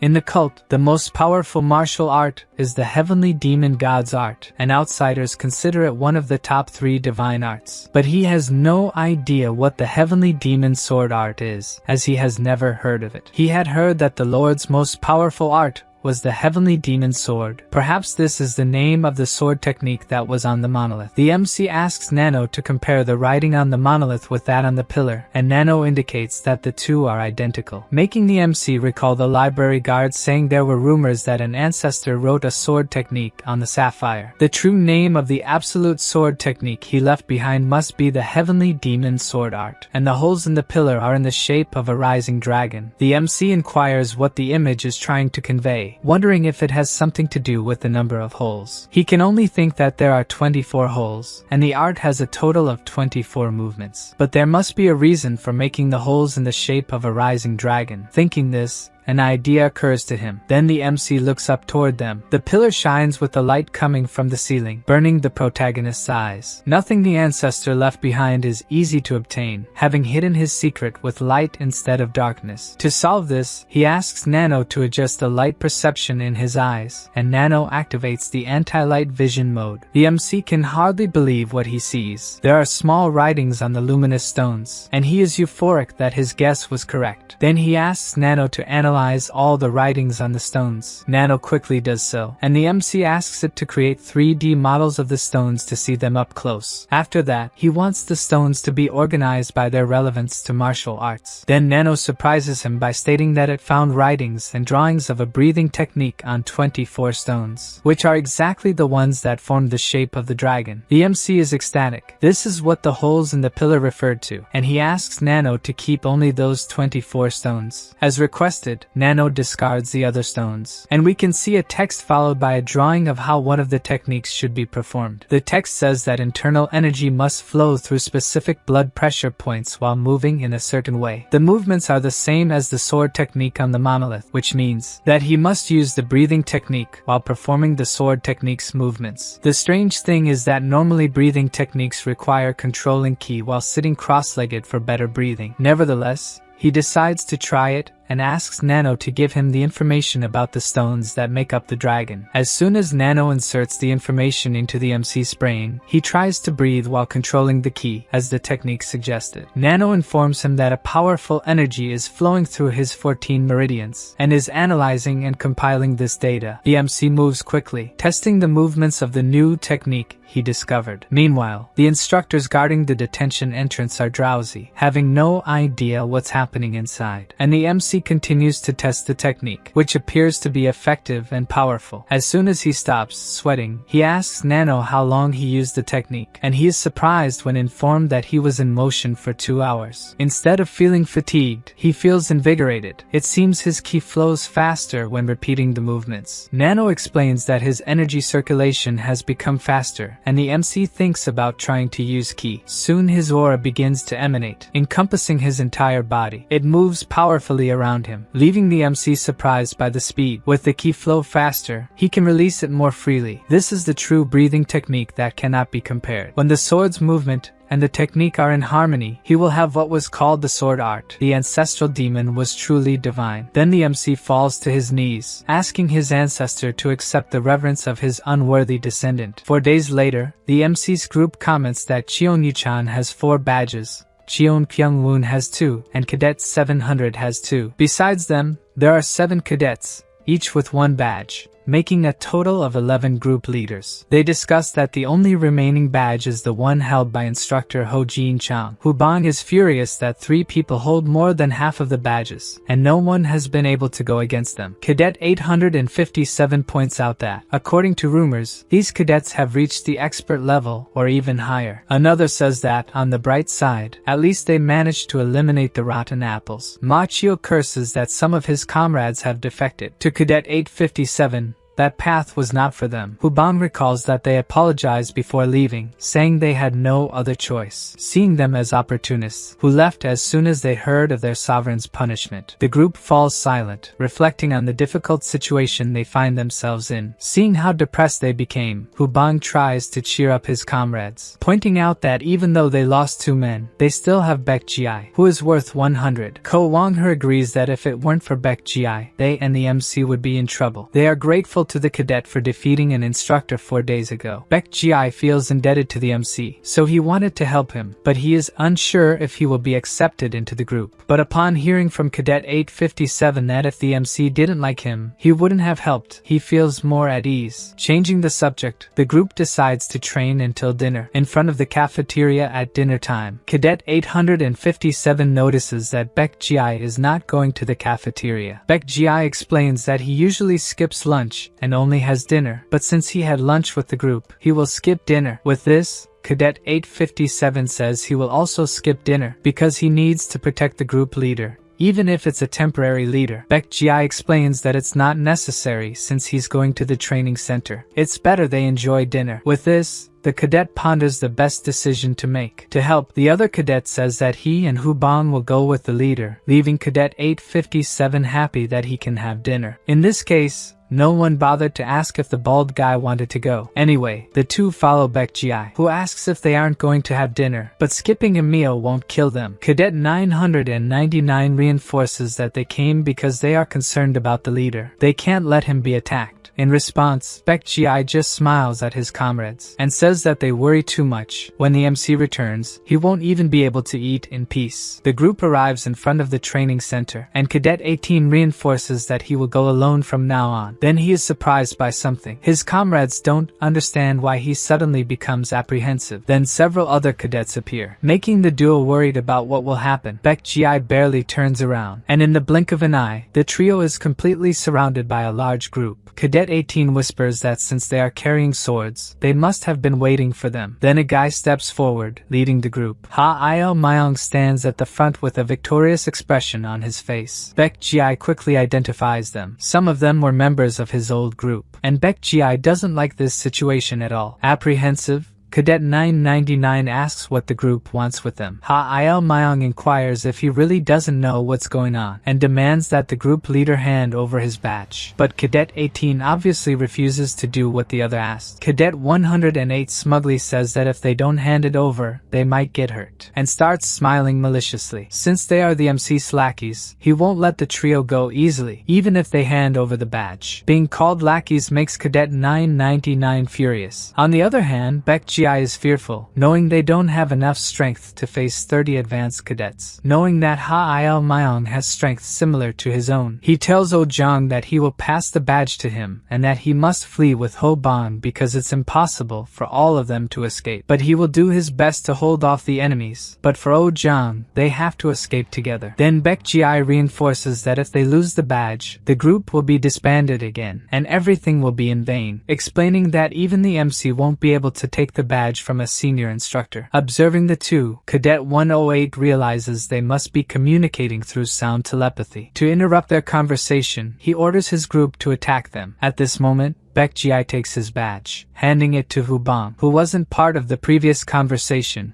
and doesn't understand why he was chosen. Baek Ji-ai feels sorry for abandoning them as the group leader, but that doesn't mean he can forgive the disgusting behavior of these guys, who soon lose their courage when their swords are shattered by Baek Ji-ai's kick, who spins in the air once again, hitting a group of cadets with just a single strike. The cadets are scared, not expecting so much power from him, who is about to crush more of them with his powerful kick. He hits one of them in the mouth, who has no chance to react. The gang leader, just watching the fight, realizes that Cadet 18 still has little ki and imagines he might be an innate specialist just like him. Baek Ji-ai steps back from the group after the attack, and tells his companions to flee at that moment. Then Hu Bang, who has the badge, calls out to his companion. The two run desperately to escape the group. The group sends some of its members to chase the bald guy with the badge. Hu Bang curses angrily at being called bald, even though it's true. Baek Ji-ai, who is buying time for them to escape, tells his companion to stop complaining and focus on fleeing. Meanwhile, the group continues to run, shouting at the bald guy to stop running. Slowly, they are getting closer to the duo, and the bald guy sees they are almost being caught. Oh Jong, who is further ahead, knows that Hu Bang's movement techniques are not enough to shake off the pursuers, so he stops running, and asks Hu Bang to hand over the badge to him. Without hesitation, the bald guy stretches out his hand to hand it over, and his companion asks him to keep running no matter what happens. Thus, the bald guy takes a different route from his friend. He needs to reach the cafeteria and inform his companions about what's happening, giving his all to run as fast as he can. He finally spots the cafeteria. Then he finally realizes something and stops running immediately, looking back in disbelief, as he has just realized that no one is following him. Meanwhile, in the cafeteria, the rest of the group is dining peacefully. As soon as Ko Won-her notices that Ho Bang is there, he asks why his companion is sweating. The bald guy is out of breath from running and needs to catch his breath before saying anything. Exhausted,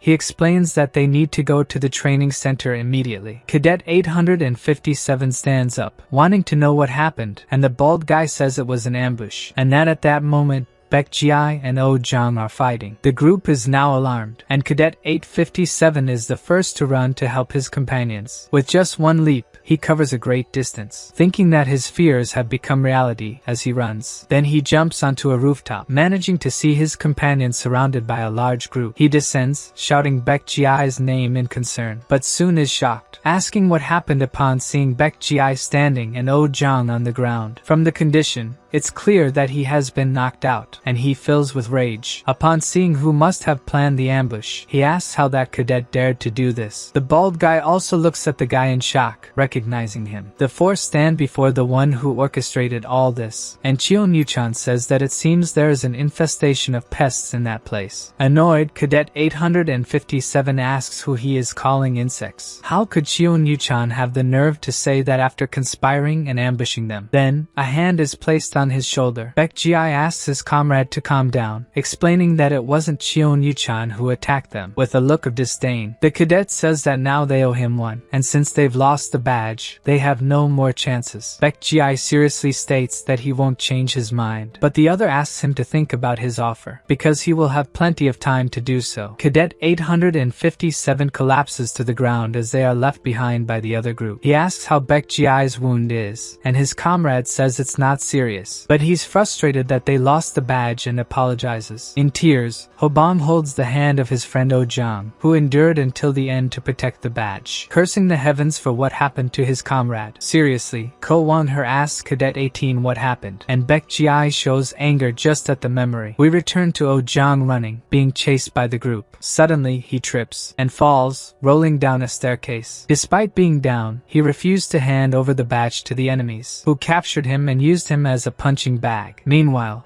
Baek Ji-ai was fighting the group's leader, who, even being a natural-born specialist, could not fight him alone. With a quick sword movement, he is struck by another cadet in the leg. Then he falls to his knees on the ground. When he's about to be struck by Ha-il-myung, Cadet 5 appears with his group, apologizing for intervening, saying that he is interested in Baek Ji-ai, and that it would be better if the group handed him over to him. The gang leader yells not to interfere in their problem and that he wouldn't win, even if outnumbered. The response makes Cheon Yeo-chan sigh in disdain. Then he walks towards the group, easily defeating them one by one, until he reaches their leader, giving him a smile as soon as he reaches him. Cheon Yeo-chan doesn't care that they have a few more lackeys and asks if the guy will continue to challenge him. Frightened, knowing he can't win against Cadet 5, Ha-il-myung orders the gang to retreat. Despite his injured leg, Baek Ji-ai stands up and tells Cheon Yeo-chan that he owes him, stating that the group won't get another badge now. Cadet 5 invites Baek Ji-ai to be his subordinate. Back in the present,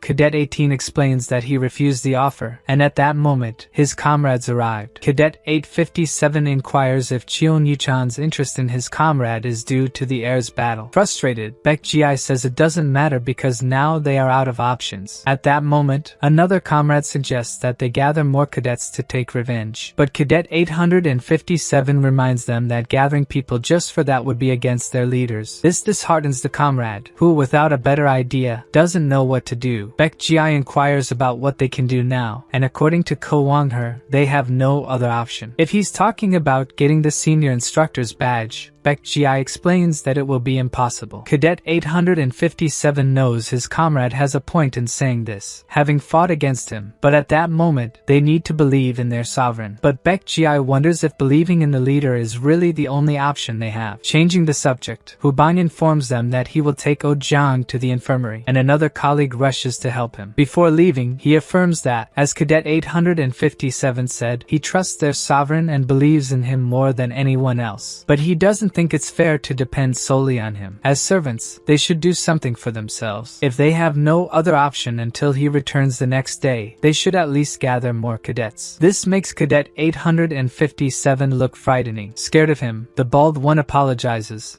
thinking he went too far. Then Cadet 857 starts laughing, and the bald one doesn't understand anything. He says with a smile that Hubang is right, that they shouldn't just depend on the leader. They should be like his hands and feet. Saying that the bald one is the most dedicated among them, the others also praise him, and they all walk to the infirmary, more cheerful. The next day, around 8 a.m., Instructor Lem Pyong is running through the forest and wonders if the MC endured detention well. They arrive at the instructors guarding the door and ask ask for it to be opened as the detention is over. Then the rock moves, and he says from the detention door that Cadet 7's punishment is over. The MC was sitting serenely meditating, and he gives a determined look at the instructor, leaving them both surprised. They certainly didn't expect to see him so well. For Lim Pyong, those are not the eyes of someone who spent 5 days locked in a cave. Now the MC's eyes shine even more. Then he asks what happened to his shirt, and as soon as the MC shows it, they have to cover their noses due to the stench. The instructor throws it away, incredulous that it could smell so bad. Then the MC notices the other instructor at the cave's door. The guy enters and looks around inside, while the MC watches to see if he'll find anything strange inside. But soon after, the instructor returns, saying there's nothing unusual there. They overlook the hole that the MC covered with stones. On the way, Cadet 7 asks how many badges are left. Lim Pyong says that only one remains, and he affirms that it belongs to the one the MC is thinking of. But he should know that the senior instructor's badge is not the only option. The MC knows he can also take it from other cadets. Then Cadet 7 tells the instructor that he wants to go immediately to instructor Ho Jin Chang, who has the last remaining badge, leaving the guy in shock at the abrupt decision.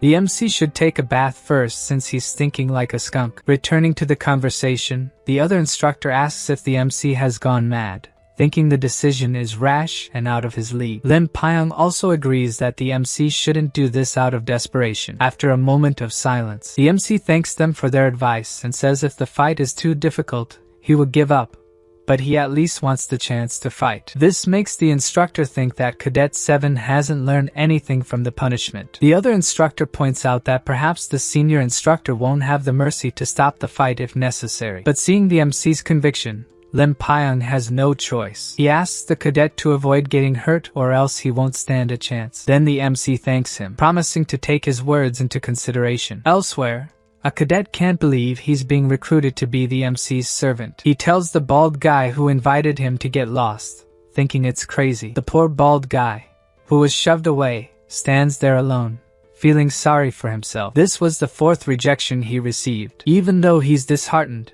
he decides to try a little more. Then we see several cadets gathered. The bald guy, who was passing by, gets curious about what's happening. Seeing the other cadets with serious expressions, he thinks there might be a problem. Then he's in shock. His sovereign is standing a bit further ahead. The other cadets are whispering if the MC is really going to do this, having just come out of detention. Then Instructor Ho appears, analyzing Cadet 7 from above. One of his top candidates came after him alone. Respectfully, the MC greets him and is praised for enduring the detention center. He asks if the MC wants to fight with a wooden sword or bare hands, and he chooses bare hands. Thus, the two stand facing each other, ready to begin. Meanwhile, the bald guy is worried if his sovereign will withstand this fight. The instructor is the first to move. A powerful aura begins to emanate from his body, leaving the other cadets frightened.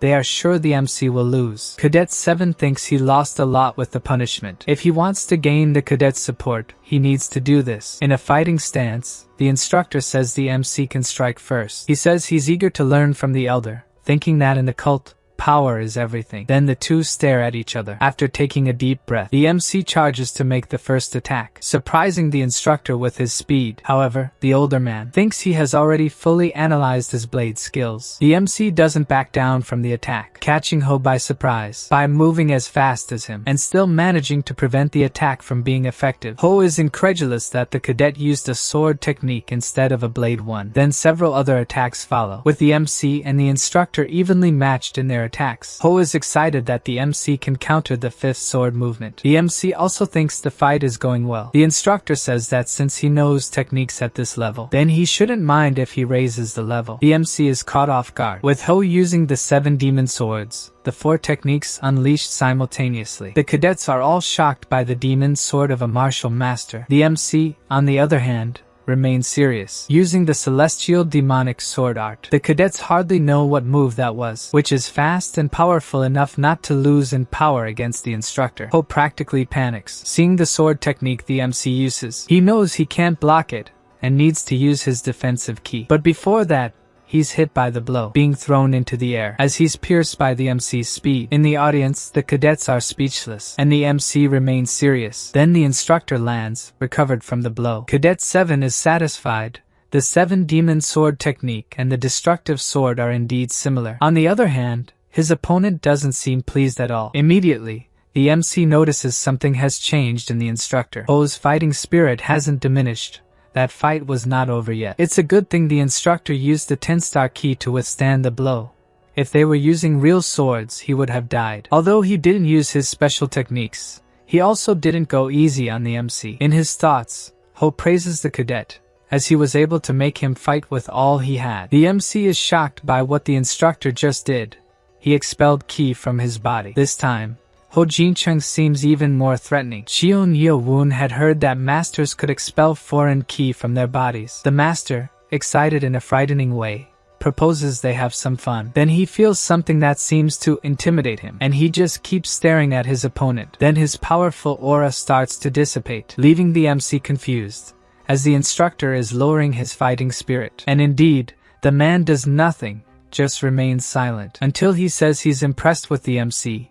He is the perfect example of someone who gets better every day. Removing his badge, the instructor reflects that perhaps a monster challenging the imagination of the clan's main lineage has been born. Then he hands the badge to the young man. Ho admits that as an instructor, he lost that day, and that the MC is more than qualified to be a leader. Hearing this makes the MC's eyes sparkle. Excitedly, the cadet thanks the instructor. After witnessing this, the audience cheers excitedly. One of the cadets was able to defeat the feared Ho Jincheng. Ho Bang is in tears, moved to see his sovereign, especially after this impressive victory. He approaches, saying that they had been waiting for their sovereign's return. The MC apologizes for making them worry, but the bald man doesn't stop crying, asking the MC not to apologize. From a distance, the instructor observes the relationship between Cheon Yeo Woon and his subordinates, satisfied. Suddenly, someone calls out to the MC. Since he wasn't expecting to see Baek Ji, he wonders what he could want. While the cadet remains silent,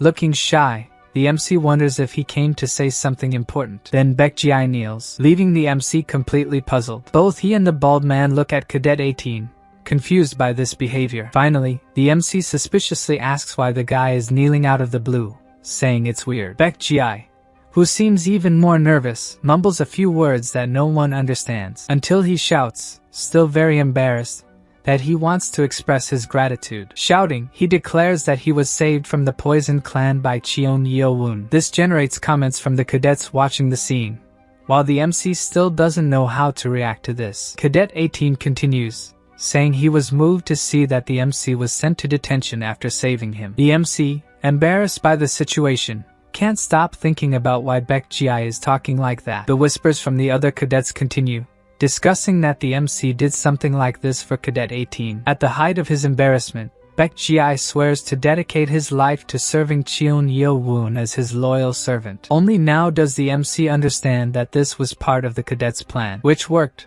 as the other cadets now comment that the MC was sent to detention for protecting his servant. Ko Won-her, observing them, is happy that the plan worked but thinks Baek Ji's speech was embarrassing. Baek Ji, burning with shame, is determined that this is the last time he accepts ideas from Cadet 857. Nearby, another instructor asks if Ho Jin-chan will be alright, and the elder asks if his colleague thinks he's embarrassed. To him, the MC deserved to get the badge after showing his skills in a fair fight. The colleague states that the young man is incredible for learning such a wonderful technique, wondering if he learned it from the Guardian. Ho Jian-chan states that he probably learned it that way, but the instructor isn't so sure about that, questioning why someone who uses blade techniques would teach a sword technique. After the brief conversation, the two part ways. It seems someone was waiting for Ho further ahead, none other than the academy director. He says sternly that the instructor has finally arrived. At that moment, Ho reveals that it was the director who asked him to stop the fight,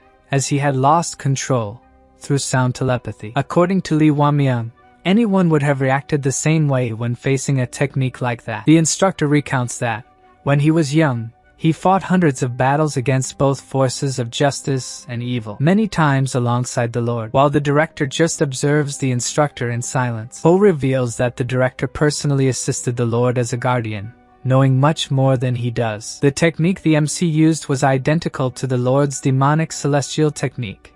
In fact, it was even better. The celestial demon, the founder of the cult, the greatest martial genius of his time, created the best techniques, and the demonic celestial technique was only passed down to the lords. Even the director reflects that the technique the MC used is similar to the celestial swords technique, Even better, actually. He wonders how a brat like that could have a technique that surpasses the Lord's demonic celestial sword. Perhaps he managed to read the sapphire monolith that is said to contain the ancestors' epiphany. But he concludes that this must be impossible, since he himself looked at the marks, which are too damaged, and understood nothing. As the instructor begins to suggest whose technique the MC used, the director interrupts him, determining that they should keep it a secret for now. Ho Jianchan thinks the same about the matter. For him, it's best to keep it a secret for the time being. Suddenly, a girl appears, calling the MC.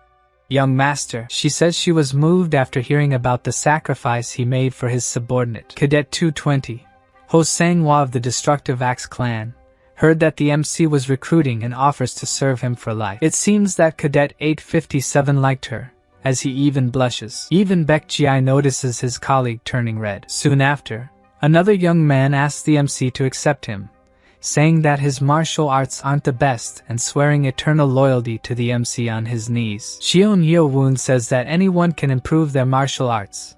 More importantly, he's happy about it and welcomes the cadet, who ends up with tears in his eyes, moved by being accepted. Only then does he remember to introduce himself and surprises the MC by bowing his head to the ground, saying his name is Jin Guk. Even Ho Bang, who is usually very fervent, thinks the cadet is overdoing it.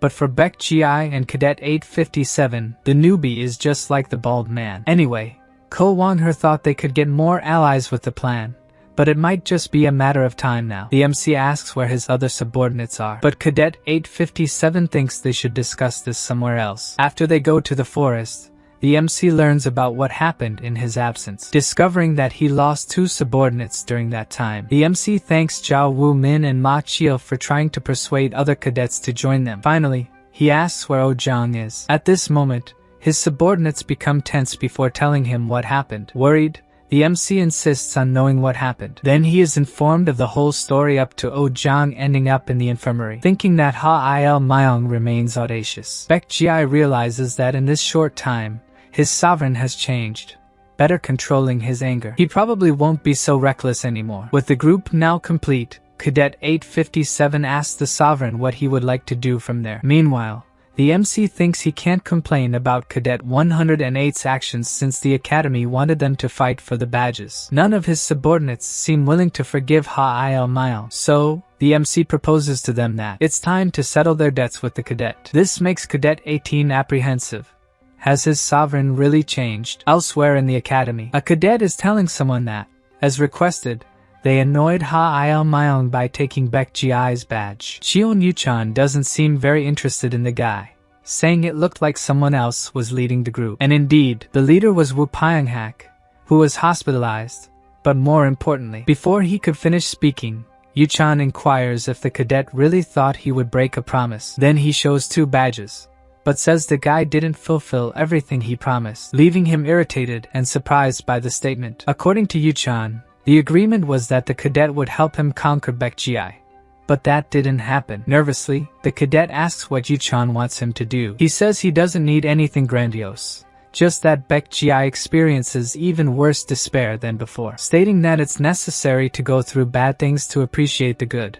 And now that he thinks about it, he believes they don't have anyone suitable to be a group leader. The cadet gets even more irritated hearing this. Then Yuchan calls one of his subordinates, named Yunpa, saying he'll give the cadet another chance, who immediately gets excited about the opportunity. Yuchan orders him to join these cadets and finish off Baekji's group, more precisely, the MC's group. He warns that Yunpa shouldn't make silly mistakes like before, and the subordinate promises not to disappoint him. Laughing, he says that if they manage to take the badge from the MC's group, they should form a new group under his command. The other cadet starts trembling with rage, realizing that Yuchan wants them to be just his lackeys. On another day, the cadets are training hard. They are dedicating themselves to pass the 3rd test. A voice asks if one of them is Ha Il Myong, the leader of Group 6. The one asking is Yunpa, cadet number 200, who introduces himself to the other. Cadet 108 soon recognizes a familiar face. He is staring at the other cadet, who looks away. He remembers that this guy helped him chase Baekji the previous day and asks what they want. Cadet 200 is direct,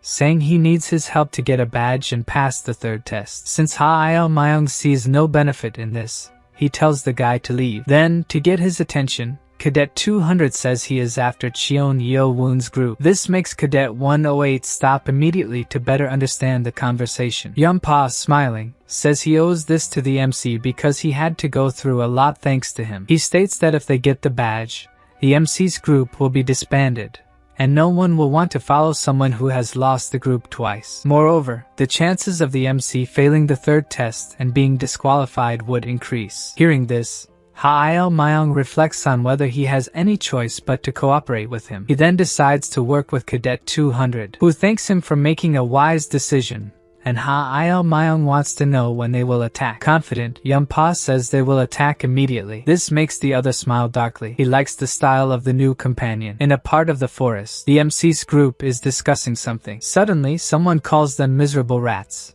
making them turn around to find out who said that. Yunpa's and Ha-il Myung's group has just found them. Cadet 108, with his sword raised, says the group loves to hide in the mountains, but the MC smiles at the provocation, saying that they were about to go after them. Then he thanks them for coming by themselves. Ha-il Myung shouts angrily that the MC must not understand the situation to be laughing, but the MC retorts that he should be the one saying that. At that moment, the cadet, who was supposed to be just a lackey, shouts for the group to lower their swords, which surprises the group leaders, since it seems that this cadet and his companions are no longer on the side of the other two. Ha-il Myung, irritated, wonders what is going on. Then the MC stares at the duo. Who is the real idiot in that place? 4 hours before this, in the field behind the specialist training center, someone asks if Cadet Pyong-hak will be alright alone, but the cadet tells his colleague that there is nothing he can do, as they asked him to go alone. Pyong-hak says they might have their own group with a badge,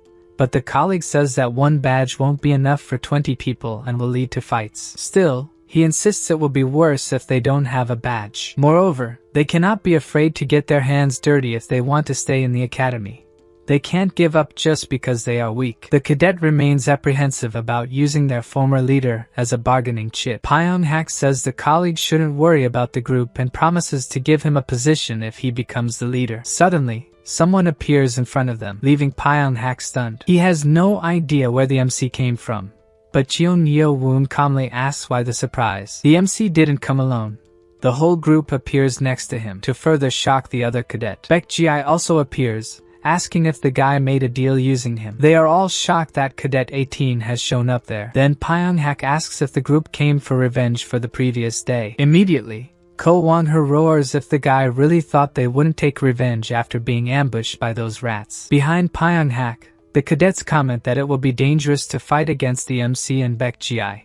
They might end up losing their dantian. Nervous, their leader shouts to stop being idiots because they are outnumbered, but the MC says he is the idiot for saying these things in front of him. The guy barely has time to turn around, and the MC is already charging at him. He grabs Pyong-hak's arm, thinking that he has to control his power before hitting him. Even so, the guy ends up spitting after the blow, which is so strong it makes him disappear, as he is thrown without being able to react. Seeing their leader's body being thrown in the air like a sack of potatoes leaves the cadets dumbfounded. Pyong-hak even bounces on the ground before finally falling, and his companion screams for him desperately. Foam starts to come out of Pyong-hak's mouth while his companions remain stunned by what happened. Meanwhile, the MC realizes he didn't even come close to controlling his power. Suddenly, someone grabs the cadet by the chest. Ho Bong, enraged, wants to know where the badge he and his group took from Ojang the previous day is. He reveals that the badge is with Cadet 108.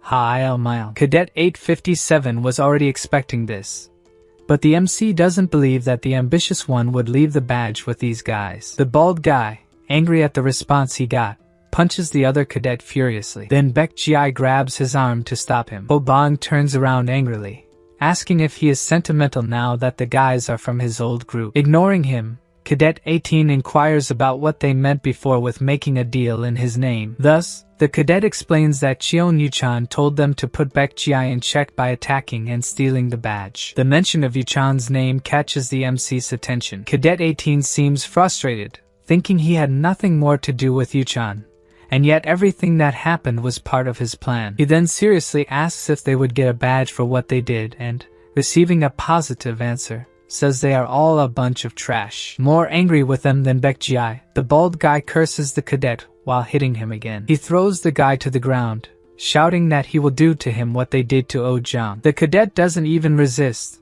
just seems to accept the beating. Suddenly, someone behind the bald guy asks him to wait. Ho Bang turns around angrily, asking what they want with him. Then, telepathically, Cadet 857 says that beating this guy isn't enough and that they can deceive their group. He asks seriously if Cadet 670 really believes in Cheon Yeo-chan's words. The cadet doesn't understand what Ko Wang-her means by this. Then he asks if Cadet 670 thinks he will really get a badge from Cheon Yeo-chan. Confused, the cadet says the young master promised. Just to cause discord, Cadet 857 says that since they are a group of 20, Cheon Yeo-chan must have promised 2 badges. This leaves the other cadet in shock, as if it wasn't really like that. And behind him, the group starts to discuss, thinking there would be 2 badges that would stay with the group. Then Cadet 857 explains that first they were deceived and now they are fighting among themselves.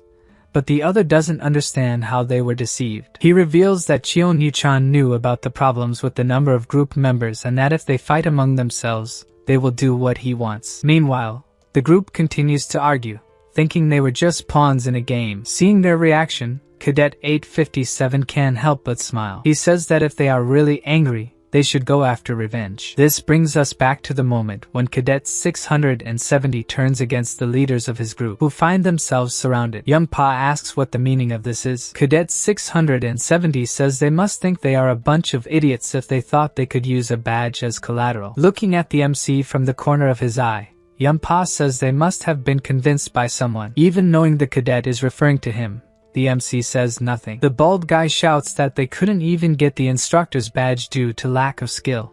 They are rats who were ambushed. This makes Ha-il Myung furious, claiming that the bald guy dared to say he lacks skill while they were rats with their tails between their legs. With his angry colleague by his side, Cadet 857 laughs, saying that it doesn't matter what happens, the other won't start running like a rat. Anyway, they have no intention of letting Cadet 108 escape. Looking at how they are cornered, Ha-il Myung reflects that this is not the time to be proud. Maybe he should try to escape. But if he abandons his group, he knows he will fail the 3rd test. Worse, if he fails again, he will lose all chances of serving Cheon Yeo-chan. So he needs to avoid that. At this moment, Yun-pa turns to Galyeon, saying that there must have been a misunderstanding, that Cheon Yeo-chan told him he would make Cadet 670 and his group his servants, so they should believe him. Then Cadet 670 asks if Yeo-chan will give badges to all of them, and Cadet 200 becomes suspicious of the question. Thus, Galyeon says that to have 19 people as subordinates, 2 badges would be needed. Yun-pa realizes that this was what motivated their betrayal and knows he needs to persuade them but can't promise anything alone. He ends up saying he will personally ask Yeo-chan, so they will receive the 2 badges. The proposal catches Cadet 670's attention, and Yun-pa reflects that he is not lying, as he will only ask Yeo-chan to decide whether or not to grant the request. With a serious look, Galyeon says that the proposal is attractive but questions whether the cadet will be able to endure it. He does not understand what the other meant by enduring. Then the MC appears behind him, and Yun-pa has to see if he can handle him. Cadet 200, surprised, barely knows how to react, but he still manages to evade Cheon Yeo Woon's attack. At that moment, Ha-il Myung grabs his sword to attack the MC, who moves extremely quickly and manages to hold Cadet 108's sword with his hands. More than that, he is able to break his opponent's sword with one hand. The MC throws a threatening look at Ha-il Myung, who is in a panic. That was a wooden sword imbued with the key of the 7 stars. It shouldn't break so easily. To top it off, he gets hit again. This time it was Baek Ji who attacked him, throwing the guy back. Severely injured, Cadet 108 struggles to get up after the blow. Then he starts practically dragging himself on the ground, and Baek Ji declares that he will be his opponent. Ha-il Myung continues to crouch on the ground, complaining that he was ambushed by that idiot, thinking that his ribs are broken once again. He knows they are at a disadvantage, but there is no option to flee. The rest of the group does not think so, as they start running desperately. Yun-pa turns, realizing that his group is trying to flee. They are too scared to face the monstrous Cheon Yeo Woon's group. Seeing this, Cadet 108 yells at his furious group, asking what they think they are doing. In front of him, Baek Ji tells the guy not to get distracted from the fight, making him turn in panic, trying to evade the attacks of Cadet 18, who delivers multiple kicks in his direction. Seeing the unfolding events, Ko Won-her is excited to start the fight. Even the bald guy seems determined, but burning with excitement is the new member of the group, Ho Sang-hwa. Ready, they run towards the other group, each of them hitting an enemy accurately and taking them down. Seeing this, Yun-pa is alarmed by the situation, while Baek Ji-ai continues to kick Ha-il Myung, this time hitting him in the chest. Cadet 200, irritated and confused about what to do, wonders how they ended up like this. He concludes that if they lost, there is no way to escape. Resisting will only make things worse. Thus, he throws his sword to the ground and bows to the ground at the MC's feet, shouting that he surrenders and that victory belongs to young Master Cheon Yeo Woon. Seriously, the MC asks what the meaning of this is. With his head on the ground, Cadet 200 says that the fight has already been decided and asks the MC to show mercy since he is a candidate for the throne. Smiling, he thinks that even if he is angry, Cadet 7 won't be too harsh with someone who has surrendered. But the MC holds his head, asking what he meant by mercy. Then he lifts Yun-pa's face, holding him by the hair while Cadet 200 screams in pain. The MC wants to know why he should accept his surrender. If he didn't want to fight, he shouldn't have acted like a rat. But Cadet 200 screams because Cheon Yeo Woon is doing this to an opponent who has surrendered. With a frightening face, the MC tells him to shut up and punches Yun-pa's face into the ground, making a hole with his face. The other cadets are in shock seeing this happen, but it's not over yet. The MC drags Yun-pa's head, saying with a terrifying expression that he has to pay for messing with the wrong people, claiming that it hasn't even started. After getting beaten a little more, Cadet 200 starts cursing the MC, claiming that Yu-chan won't let this go unnoticed. Not caring too much, the MC asks if that's really the case, and Yun-pa wonders if he has said too much. Yu-chan commands the largest group in the academy. He has no choice but to think that the MC will at least be intimidated. After taking a deep breath, the MC thanks him for the warning by delivering another blow to Yun-pa, who now thinks that Cheon Yeo Woon is not scared at all. After all, he broke all of Cheon Jang-sum's bones. Then he gets his face smashed into the dirt again. This time it seems he no longer has the strength to get up, and faints, defeated. Wiping his hands, the MC says that if the guy fainted from just this, if he used all his strength, he would have crushed his head. Then he goes towards the defeated group. They are all kneeling and have had their swords confiscated. They tremble with fear at Cheon Yeo Woon's presence, and the MC asks about Ha-il Myung. His subordinates have paralyzed him and left him mute, but the guy still thinks he could do something if his ribs weren't broken. Baek Ji-ai asks if the MC wants them to release his pressure points so he can speak again, but he doesn't want to hear the cadet's voice. Instead, the MC grabs Ha-il Myung's arm, who panics, thinking about what the MC is about to do. He firmly holds one of Cadet 108's fingers, then bends his finger backward, causing Ha-il Myung to feel a stabbing pain. Even the cadets watch this in horror, but the MC says it was just a little finger, and twists another one. Cadet 108 keeps thinking that this guy is crazy. The MC tells him that Oh-jang felt as much pain as he did. Since they beat him, he must be in even more pain. Upon hearing this, the surrendered cadets from the other group become desperate since they were the ones who beat Oh-jang. Ha-il Myung, despite the terrible pain, glares at the MC, thinking that he will kill him. No matter what, he will kill him. Despite thinking this, he receives a solid slap from Cheon Yeo Woon, which distorts his face. Looking at his subordinates, the MC says he will give them an order. They must break one leg and all the fingers of Ha-il Myung's entire group. This puts the guys in horrible despair, knowing what awaits them, and Gal Yun realizes in horror that they would have the same fate if they had allowed Yun-pa to convince them earlier. Without any protest, the MC's subordinates agree to carry out the order. Ha-il Myung remains on the ground, but he has regained consciousness, showing a terrifying expression. Suddenly something changes in him. The bald guy passing by calmly is the first to see Cadet 108 rising, enveloped in a powerful aura. This immediately alarms him, and Ho Bang runs, calling for his sovereign, as Ha-il Myung moves with incredible speed, catching the MC by surprise. As he appears, lunging at him ready to kill him, Ho Bang can only scream for his leader. Meanwhile,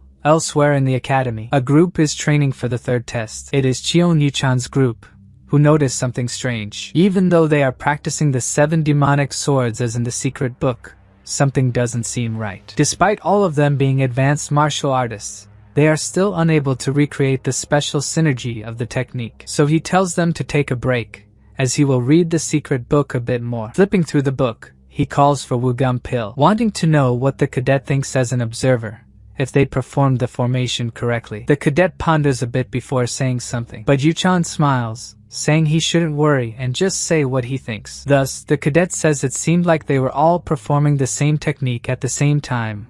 It looked normal. This was the same opinion Yu-chan had about it. Suddenly, someone catches his attention. Several cadets appear carrying others on their shoulders. As one is with his face covered, the group asks who they are and tells them to stop right there. The cadet says the young master knows him, and Yu-chan recognizes Yunpa's voice. He wants to know what happened to his face and who he is carrying. Then he throws the body on the ground, revealing it was Ha-il Myung being carried. Instead of feeling pity for his subordinate, Yu-chan expresses revulsion towards him. The men who came with Yunpa throw other bodies on the ground, and Yu-chan sees that they are Baek Ji-ai and Ko Wang-her, subordinates of Cheon Yeo Woon. Yunpa reveals that the other body with the bandaged face is Cadet 7. Convinced, Yu-chan asks what they did to leave him like this, and Cadet 200 tells that if it weren't for Ha-il Myung, it would have been their end, revealing that Cadet 108 learned the bloodthirsty demonic reverse technique, which shocks the young master. The technique makes you stronger by reversing the flow of your blood points but damages the chi points and drives the user mad, a dangerous technique. Calling the guy an idiot, Yu-chan thinks he must have gone crazy and attacked everyone indiscriminately, regardless of ally or enemy. Anyway, he congratulates them since he didn't expect so much from them and was impressed by what they did. He creates a key blade before they could take the MC to the infirmary, striking the opponent who is unable to resist. It's clear that he's severely injured, and laughing, Yu-chan says it must have hurt, but since he's not like him, he will leave his dantian intact. Seeing this, Gal-yun thinks that Yu-chan was able to cut the tendons of someone who is so injured.